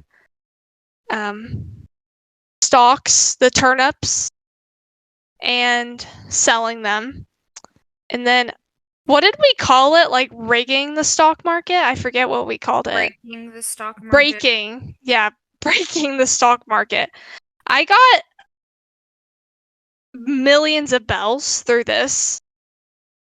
So much so that when I was done with my island, I had so much money that and I remember this because it was actually last Easter. I had a bunch of my friends come to my island, and I just put bags of money spread throughout my whole island and called it an Easter egg hunt. And just watched them go crazy. It was hilarious. So that's my number 3. That whole process. We stayed up like a whole night. I remember one day to get rich. It was amazing and so painful. It really was. Yeah, I put that higher on my list. Oh, okay. Fondest memories. But my number 3 is making Animal Crossing quote unquote animations per se. Yeah. And coming up with stories for all the different villagers. Some better than others. Specifically with one villager in particular. That's my number 1. Oh. I won't say too much then. We can talk more about it later in that case. But I'll just say who it is. Tutu. I'll let you try to figure out what we could have possibly come up. Yeah. Lockleth, any opinions on Tutu before this? On her as a villager? Yeah. I mean, she's all right. Does she look evil? I feel like there's a story as to why she's evil to y'all, if I'm reading between the lines. But to me, no. I've had her briefly on an island. She was there. No, nothing bad happened to me. But I just went on a rant about Patty, so anything is valid. So go ahead. So, were you gonna talk about Harv's Island and the shenanigans? Using Harv's Island to get to do fun stuff with that, and then do animations and all sorts of stuff. But we can talk more about that later, as it's Maddie's number 1. But Lockleth, what's your number 2? I guess my number 2 would just be. Oh, and I'm thinking about this one because it was kind of just fairly recent, as in like last year. it was around, I don't know if it was around Halloween time. I don't remember the time frame, but essentially, I have a group chat of several individuals on Instagram. We all just talk about Animal Crossing and, our families and stuff too. But every now and again, somebody will be like, does anyone want to just come hang out on the island or whatever? And so I went to visit with my two other friends. We all just goofed around. Like there was no like real thing that we were gonna do. Like I did pick up some flowers on this friend's island as well because I needed flowers for my island, and I dropped off a few like items for somebody else, and we basically just and we would do this quite often. We would play like hide and seek. So like one person would just stay in place. Maybe they'd walk away, go do something, and the rest of us would go find a place to hide on that person's island. And so you can get like behind like villager homes, and sometimes if it was allowed, we would be allowed to hide inside the museum. And you know how much of a massive place that is, especially if you're looking for a particular villager and they happen to be in the museum. That takes some time. So we would always do hide and seek. And so the last time we did it, I don't know why I did it, but I took my character's clothes all off, which you're not completely nude, but I was like, maybe if I take off these bright colors that my character is wearing, I will mention that my character has always had green hair, so I'm going to stick out regardless. But anyways, I thought taking the clothes off was going to give me an edge. So I took everything off and hid behind a villager home that was nestled in with some cliffs. And obviously I was found within like 10 seconds. But it was just funny because she actually typed in game like, why are you nude? And I was like, because it would give me an edge. And then they all got nude too. We just ran around doing wild and very wholesome things. You can't really get too complicated on Animal Crossing, but that was just just having those fun like random activities that you make up yourselves as friends and just do together, like just puts the biggest smile on my face. And even just thinking about it now, we took so many pictures together. We posted about it on Instagram too. Like each of us had like a selection of photos that we posted the following week. Like it was just wholesome fun. And for a couple of hours, there was nothing else but you and your friends just playing in a game together. It's just wonderful memory. Nothing more wholesome than running around an island nude. Yep. Yeah, so wholesome, so wholesome. It gave me an edge, though. Leave me alone.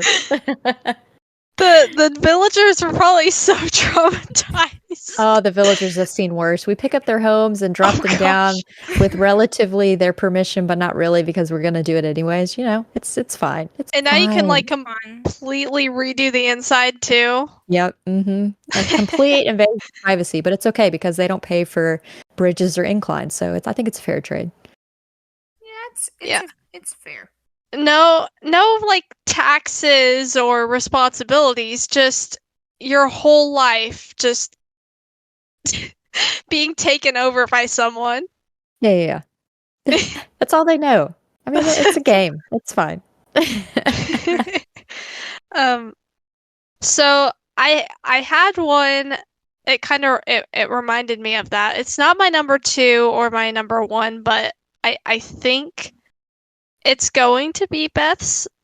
So I'm not going to use that one so that we don't talk about the same thing. But my number 2 is going to just, I know this is like very general, but my number 2 is the entire 2.0 update, okay? Because first, that direct, that's gotta be like the most hype thing ever. Like I've been hyped for games and trailers and directs. That direct gave me like literal hyperventilating. Okay, it was like this and this and this and this and this. And I was like, I can't, like, because we kind of thought they were like, I remember at this point it had just been months of just absolutely nothing, and so we kind of were like, are they done? Like, is this it?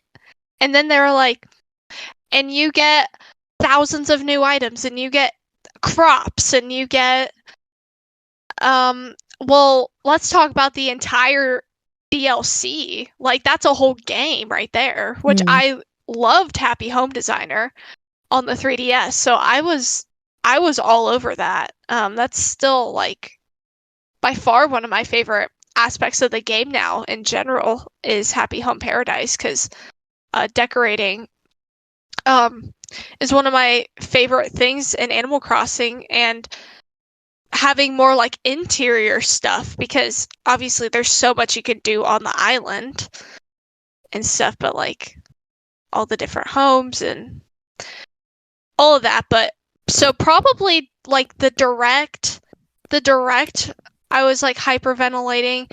I remember it was like a random time at night that the actual like update dropped that day. Oh Or at yeah, it least dropped early. It was supposed to be the next day because I took a day off of work and I was ready to I was recording a video the night before and then they just dropped it. And I was like, it was yeah. wild. So I was yeah, it was I'm pretty sure it was a Wednesday night because I would have been at my church and then I remember like getting I'm pretty sure it was like when I got home. And cuz I remember getting messages probably from Beth too, but our friend Liz we just we did the Pokemon episode together this last episode. But she was like, "Oh my gosh, it's out now." And I was like, "Oh my gosh, like what?" And then I just like I remember as soon as I got home, it was like kind of late at night, and then I just like stayed up for like hours like soaking it all in. I was like cuz I was like I can't go to bed like knowing this. Like like I don't care. Like this is crazy. So I just remember like staying up very late when that first dropped, even though it came out earlier in the day, but I wasn't able to then. So I was like that was a very hype moment. So yeah. What's your number 2? My Beth? number 2 is doing fashion shows. Because well, what we would do is Maddie, myself, and a couple other friends would invite everyone to one island, and then we'd get a full set of wand outfits selected, Yes. and then we would do these fashion shows, and it was really fun. That's what I thought your number 2 would be. I anticipated it.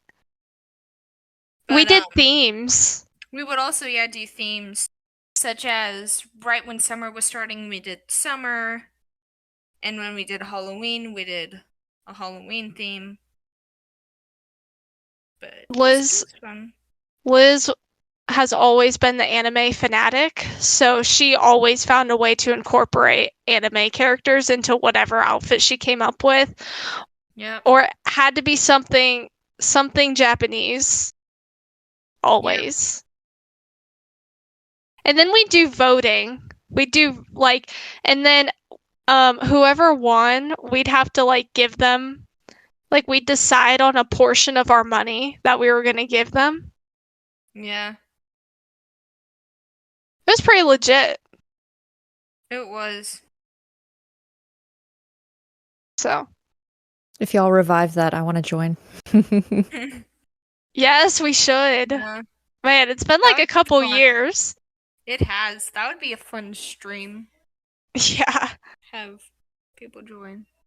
But... That was before the content days. Yeah. Before the podcast. Yeah. So now we'll go into honorable mentions before doing if anybody has any honorable mentions.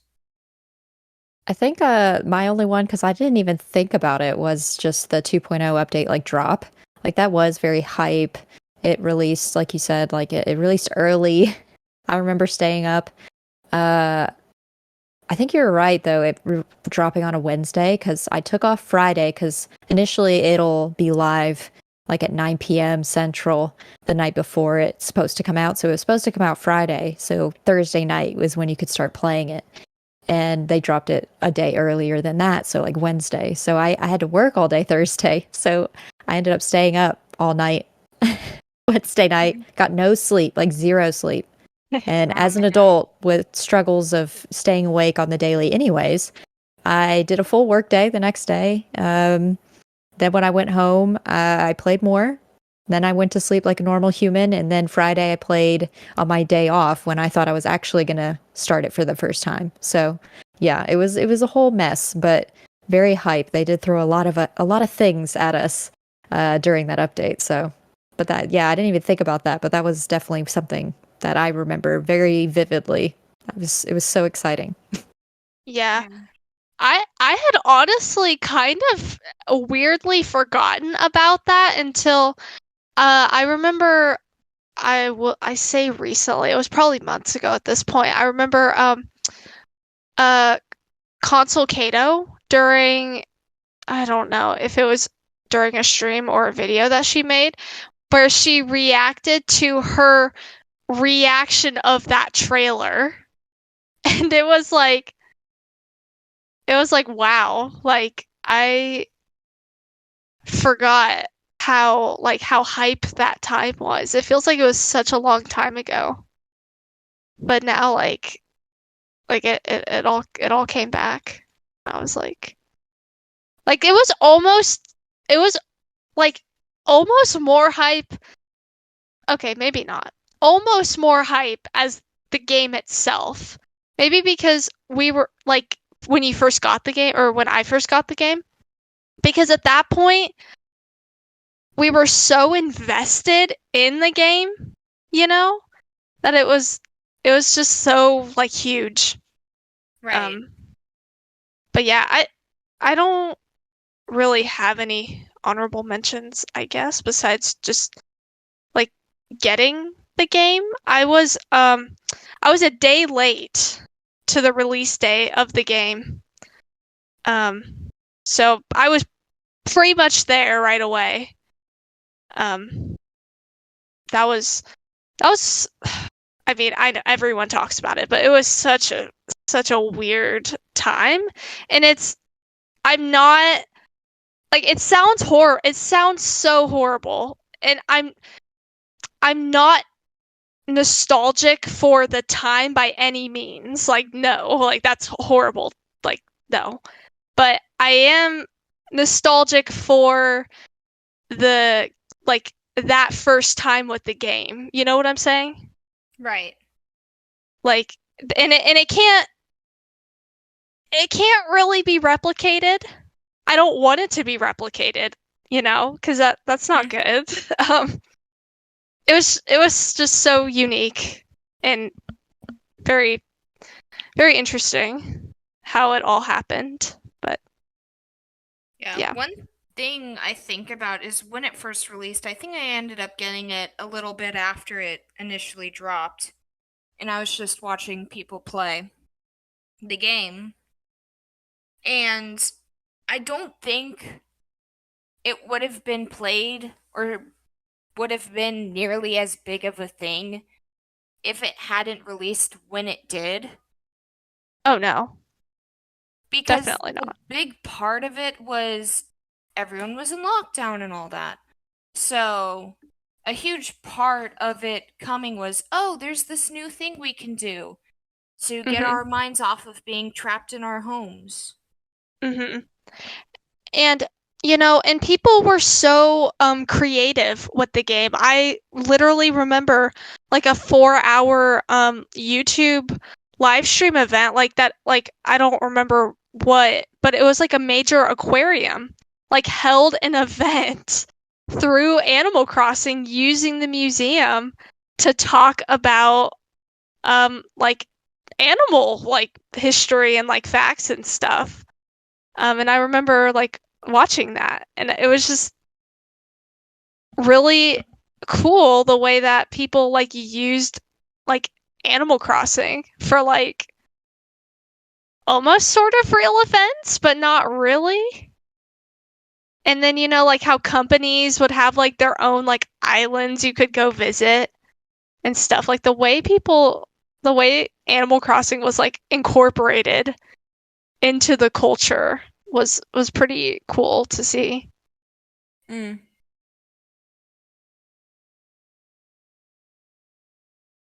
Yeah. Are we ready for number ones, or did you have anything else? Nothing else for me.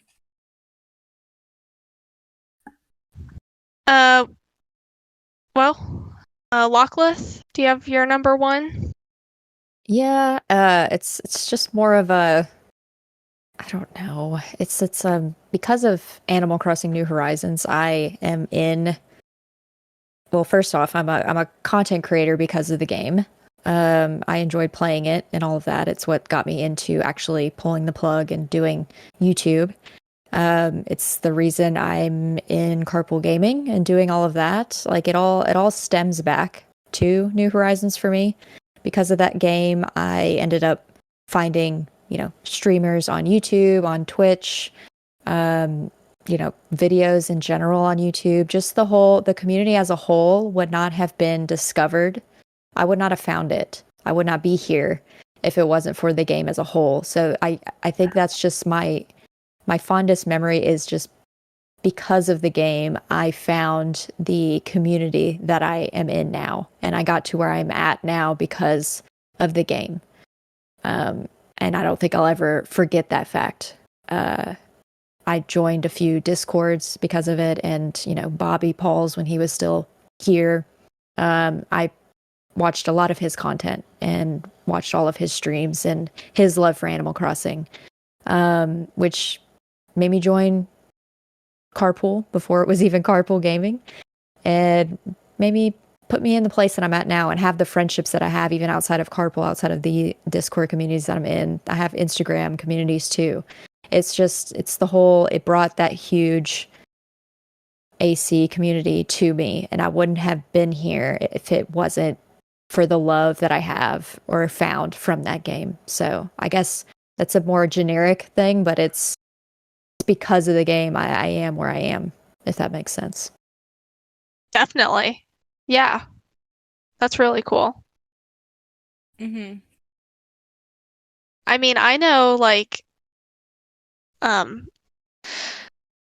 we have friends that we convinced to get the game that would have never played Animal Crossing in a million years if it hadn't been for that time, but there was nothing else to do, and it was just a big playground, and it's really cool that so much could have just come out of a silly little game.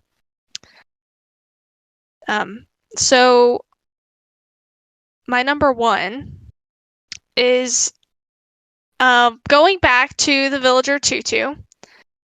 Ending this with a Oh boy. silly thing that the shenanigans back in the day. I don't totally. I remember it starting with I had Tutu on my island, and we kind of made fun of Tutu. She kind of looks like she has soulless eyes. They're a little uncomfortable. And I had a villager named Benedict that was a chicken. And Benedict just unexpectedly left my island one day. Just disappeared. Yeah. I think another reason this all happened, though, is because I was pretending to be a detective in Animal Crossing for... I don't know why. I don't either. It was interesting back then. The ways we entertained ourselves. But, yeah, so we were, on the hunt to try to understand where Benedict just unexpectedly out of the blue left. Yes. Which, by the way, is not how things work in New Horizons, because you have to agree to let the villager move, but we won't, That's neither here nor there. That's not part of the story. Right. Yeah.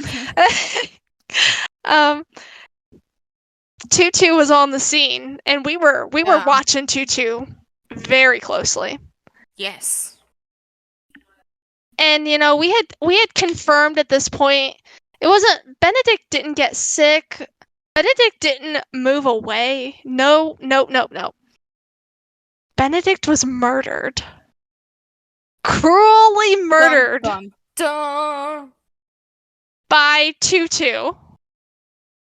It's Why not very Tutu? wholesome of him. Yeah. Why? I don't know. But why of all the villagers was it Tutu? Because Tutu just had that look. And so it became a running joke. Tutu the murderer became Tutu's title. And then we made silly things using Tutu on Harv's Island about Tutu being a murderer. Tutu became what was sisters with like Pinky, I think. And that was a whole thing. It all stemmed from and then we created this scenario of Tutu's family, which who is Tutu married to?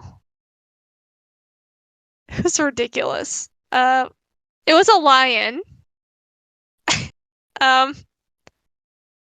Rory? Was it Bud? It was Bud, I think. Wait. Was it? I think it was Bud. Let me see. Yeah, it was Bud. And then, like, all of the cub villagers were their kids. Well, not all of them. Okay, not all of them. A lot of them.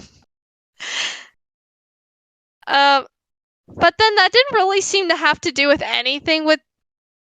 Well, it's so all over the place. But there was that dynamic, and then there was also... I created this story of Tutu. Well, there was a separate thing, okay? There was a separate thing of trying to find love for Isabel. And Isabel got married to Shep. And then Tutu didn't murder Shep, but did serious damage to Shep and to where he turned into Lucky. Oh. The I mummy remember dog? you making this. Yeah. So there was that too. Is there anything else I'm missing? I don't think so. So basically, Tutu was enemy number 1. Yes. Yep. Yeah. Yep. And that's a fond memory? I guess so. I mean, sometimes it was the hate kind of great, sticks but- with us, so. Yeah. My favorite murderer villager.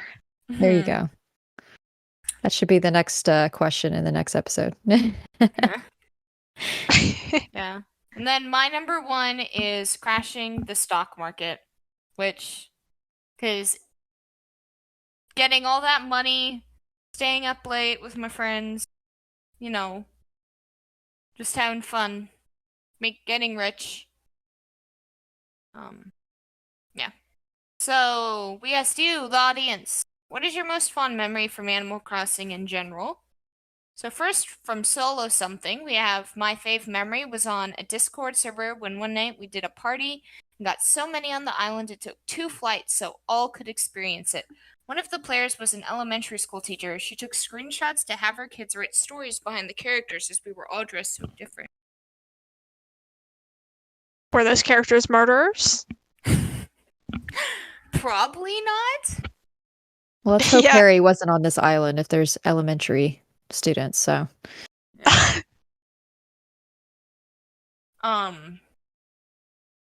Then Then from Presto the Magnificent, best memory was playing it on a 15-hour drive to visit some friends in Washington. Probably had a charger in the car ride because I don't think even the DS can last that long. Yeah, I don't think it. Well, Yeah, I don't think it can. Yeah. Next, from Zomber Cannon, my fondest AC memory was Wild World, and I first learned how to trade turnips. I became a stockbroker. Well, Maddie and I also enjoyed breaking the stock market. And then finally, from Flight C, I grind Pocket Camp for. Well, initially Flight C was like, wait, don't play Animal Crossing. Then I was like, wait a minute, never mind, I play Pocket Camp. And Flight C says, I grind Pocket Camp for platinum coins. I liked catching the big jellyfish. Even though it's not useful to me, it was a big jellyfish. Pretty neat. Big Animal Crossing fan right there. Hey, Yeah. Pocket Camp got all the better items sometimes in comparison, so I'm salty about that. I'm one of those people. Don't get me started. Yeah. It's a hot topic. Really should have been in the 2.0 update. It's just all of Pocket Camp. Yeah, just the furniture. But anyways, yeah. And then next up is the Gamer Girl topic, Lite. So now we're going to talk about some dream Animal Crossing game and hopes for the future of the series. Yeah. So, anybody got some hopes and dreams for the future of Animal Crossing? I kind of want to see a mixture of what New Leaf had with the personalities and the dialogue with the villagers and the NPCs, brought into what New Horizons already has. So, like, I have so much fun with New Horizons, like, in regards to decorating and designing, like, that part of it. Like, yes, there are some nitpicky things I could go into, and I could say, like, bulk crafting should be a thing, which it should be. But, just the game as a whole, I like New Horizons as it is. Maybe not an island next time. Maybe bring back to, or maybe an island, and also it takes you to a town, which is similar to what you would have in New Leaf. Maybe that's another joining of the two things. But I definitely miss the discussions and the personalities that the villagers actually had. Like, there are, only so many personalities, and you run out of dialogue very quickly in New Horizons, and in that way it's kind of bland unless you put a story like Tutu murdering someone, unless you put those types of stories on your own and you put those on your villagers yourself. There's nothing else really there in that regard. So I do hope for the future of the series that they kind of bring that piece of it back. Like, it doesn't have to be traumatic if they're trying to be, more PC and more wholesome for the children that might also be playing. But they can still bring some more of that back there without going too far, So, I don't know. Yeah. Yeah, I almost wonder if they keep the villagers and stuff vague just for that room of creativity, not that they assume that people are gonna pretend that villagers murder other villagers and stuff like that. So yeah, I really think there should be more personality types with the villagers, though. There's so many villagers now. I think it's needed. And I also think that there needs to be more personality. I mean, even for New Leaf at the time, people complained that those villagers were stale. And when you go back and you play a Wild World, especially the original Animal Crossing, I don't think I want it to be like the original Animal Crossing, because a lot of those villagers, it is funny, but they are just, like, they're not really having conversations with you. A lot of them are just straight up rude to your face. And it's funny.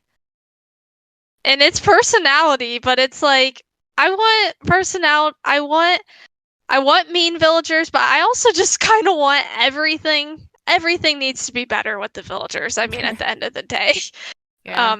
we're kind of scraping the bottom here. For I guess it really just comes down to what is this series? Because is this series a life sim, or is it just becoming a decorating playground? And I think with New Horizons, they really just wanted to shift into that, away from the like life sim aspect of the past Animal Crossing games. But I don't want that because like New Leaf. Sorry, I have a lot of thoughts. If you couldn't tell by now, I could probably trying to contain myself. But New Leaf is really special to me. It's one of my favorite games of all time, if not my favorite game of all time. I played that game almost daily for a few years, like at least like 3 or 4. And like probably like up until the Switch came out. And like that game you couldn't do nearly as much, but there was a you had your dailies, and you had your villagers, and there was like a rhythm to it, to unlocking everything. With New Horizons, you kind of just burn through all of the things you have to do at the beginning. The store only has one upgrade, and then everything's just kind of given to you as soon as you get 5 stars. Right. And I really wanna. I want more in game to work towards. I'd like to see the Gracie store come back, especially how it was in City Folk. I'm not sure I want a main street or a city to go to, but I do want more differentiation in like areas instead of just one huge plop of land. Like, but I do want that. So if I could create the Animal Crossing game of my dreams, it's not the most realistic thing, but I'd like a lot of different types of areas, like a real world, like a city area, a more town area, and an island area, I guess. So where you still have all the creativity, but the type of place it is kind of like designated in a way, so that there is more room for like bigger stores and buildings, and more things to unlock. Yeah. A huge thing that I really want them to bring back from New Leaf is the island minigames.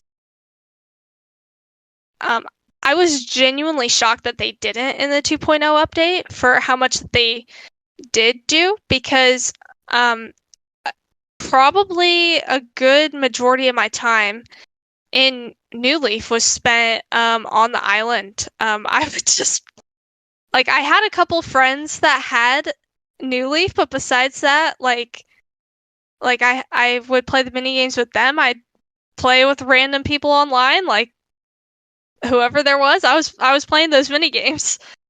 I was playing them by myself, like I love them, and the island in general definitely needs to come back. More villager, not just villager like personality, like talking to you, but I'd really like to see villager like in Wild World. There was some villager like drama, for lack of better words. Like sometimes they almost kind of seemed like they had beef with each other. There were some sagas between like Pelly and the other post office bird. I don't remember her name at the moment. Both like fighting over Pete. Just like silly things like that. I feel that was even in New Leaf a little bit too. Yeah, a little bit. Yeah. Yeah, they all just left. I don't know what, they just got rid of the post office. The differentiation in stores and stuff, there just wasn't as much in New Horizons. But Yeah. I don't want to talk the whole time, so I'm trying to like. There was one thing for me, I feel if you could design the city and your whole town would be laid out almost as more similar to what it was in New Leaf. But how it would work is you could design the way the town center is at the northern part, and you could lay out the buildings and shops however you wanted to, but then you could also add like park benches and other stuff like that into certain areas. I think that would have been cool. Yeah. And then also, if all the furniture, we kind of already said this, but if all the furniture Pocket Camp was added to, and it was every single furniture item every prior game was added, that would be nice too. In the base game, not just in updates, but Yeah. I feel a lot of the points I would have made have already been stated. So, if something else that that I kind of miss that New Horizons took away, which it's kind of, it's hard because I like both, but I kind of like the way the villagers were spontaneous in the older games. And I know it's so hypocritical because I really remember thinking, I really want the next Animal Crossing game. I want to be able to choose where the villagers' houses go or if they move. Like, I want that control. And I think that was the right move. But at the same time, it's like I kind of miss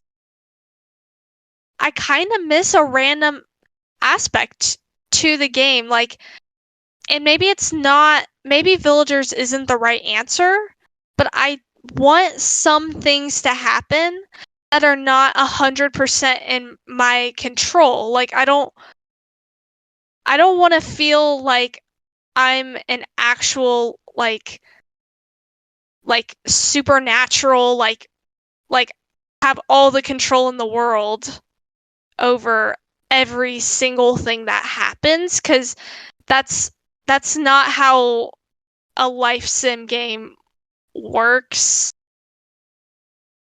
And it makes everything feel more like superficial. right. So I'm not really sure the best way to go about that, but that is something that I've thought about. Something more spontaneous sometimes, just, you know, be it more like different events or just things that can happen that maybe slightly alter your town or island. They have to do something about it. But not to the point that it is like so annoying that, like, because like villager houses, it was annoying because it'd be like all of my flowers were right there or whatever, and especially since flowers could wilt and weren't as easy to breed in the older games. And it kind of just messed everything up when a villager moved and a new one came in. So maybe that's not necessarily the answer. Maybe in a hypothetical scenario where we had like a town and a regular area kind of that were both decorated that you could decorate. Maybe we knew a villager was coming, like the villager got to choose which area to go to, but you still chose specifically where it was. Yeah. Something like that. To where if you could make a certain area of your islands be able to be where villagers put their houses, but it wasn't a specific spot. There yeah, was still some spontaneousness to it, but there also wasn't. yeah. Yeah. So I think that's it. But before we list our social, Lockleth, would you like to share a little bit about what you do? Yeah, sure. So y'all can always find me here. I'm going into my carpool gaming like ending of the stream dialogue, sorry. So you can find me on YouTube at Lockleth, or you can find me as part of Carpool Gaming, where I am one of the co-hosts on the Nintendo Drive. So if you want to hear, we don't really cover a lot of Nintendo news. We tend to do our own thing over there, but it's always a fun time. But if you want to follow Carpool Gaming on YouTube as well, or if you want to, I tweet random stuff. Usually I tweet out when I'm playing or when I finish a game. So if you have Twitter, if it's not too scary over there like it has been here recently, maybe wait till Tears of the Kingdom is out to follow me over there. But you can follow me at Lockleth TWT on Twitter, and then Lockleth on Instagram too. If you like Animal Crossing, since we've been talking about this for a while, I always post like Animal Crossing photos on Instagram. So it's specifically my only gaming related, not personal Instagram account, if that makes sense. It's the only time I've ever posted gaming photos instead of my face. So if you like Animal Crossing, Instagram, Lockleth over there. But yeah, that's where you can find me. Yeah, and then also join the Discord, guys. Once we hit 100 people in Discord, I'll be playing and live streaming Hollow Knight to 112%. I'm not the greatest at Metroidvania, so that'll be interesting. Check us out on Instagram at The Gamer Girl Podcast. Over on YouTube, The Gamer Girl Podcast, The Gamer Girls Maddie and Maddie, Purple Riolu, and Maddie Beth. And also check us out on Apple Podcasts, Spotify, Google Podcasts, Podchaser, Amazon Podcasts. Leave us 5-star reviews on Apple Podcasts, Spotify, Podchaser, and Amazon Podcasts so we can take over the world of podcasts. Gaming podcasts, Nintendo podcasts, all of the podcasts. And this has been the Gamer Girl Podcast. See you all next time. Bye. Hey.